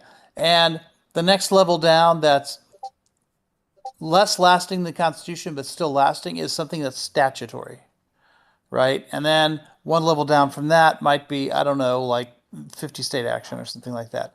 But the point is, there are degrees of solutions that have a certain stickiness to it, where it's Mm-hmm. difficult to reverse it once you do it, right? And So then, the more decentralized that is, the better. And the when it now up to a point, I forget the name of the if you live in a term, but blue there's a state, certain sure. no. This is we're talking nationally here because the answer right now will be state by state. We have to do this because that's the way that the current system is being set up. But Right. I'm talking nationally. When you improve the education, these ignorant ideologies, fascism, the authoritarian version of Marxist Leninism, etc., they cannot foment and breed as heavily. We saw this with the education increases worldwide. Not that what type of education, because many of these countries have highly conservative inclined education centers, except it was the level of education. The fact that they were reading so much, they were exposed to so many ideas. The sheer diversity of exposure is what made it less prevalent. That when we allow them to isolate into their echo chambers, do they still exist? Yes, but they become smaller and less effectual because they are the uneducated ones spouting things that everyone else learned was bullshit 20 years ago, and they're on to different conservative talking points, different fascist talking points. That's how you get around this, and how you end up with the few Richard Spencers of the world, as opposed to the 20 chuckleheads we saw there. Richard Spencer bred those chuckleheads, but that's because we gave that idiot air. We gave him legitimacy.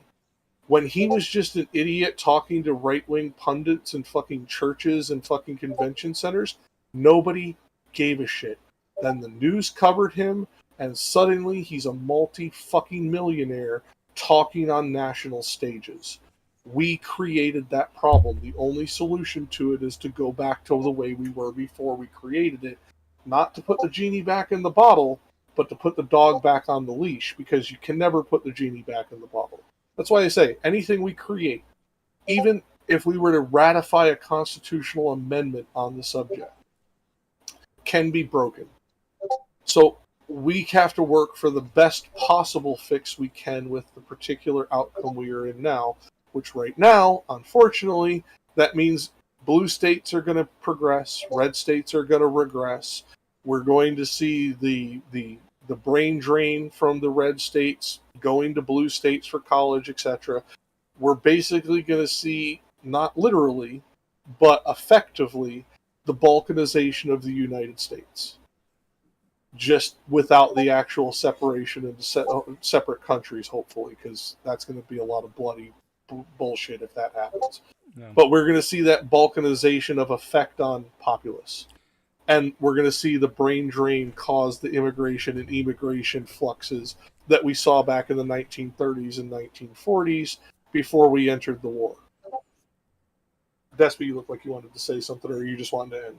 I just wanted to end because I need to go to bed. Okay. Well, and that's fine because that finishes out the point. The answer is states. That's our answer. This has to be controlled at that decentralized way, because if we centralize it now, Kafka will look at us and think that he had it good. All right. And with that, I'm going to close this out. It was nice talking with everybody here. And we have Jack, Ancom, Rich, and I'm Desperado Sensei. And we'll see you next time with our FOFA Live. And stay tuned to see our latest stuff that's coming out. And don't forget to follow us on Substack. Take care. Bye-bye.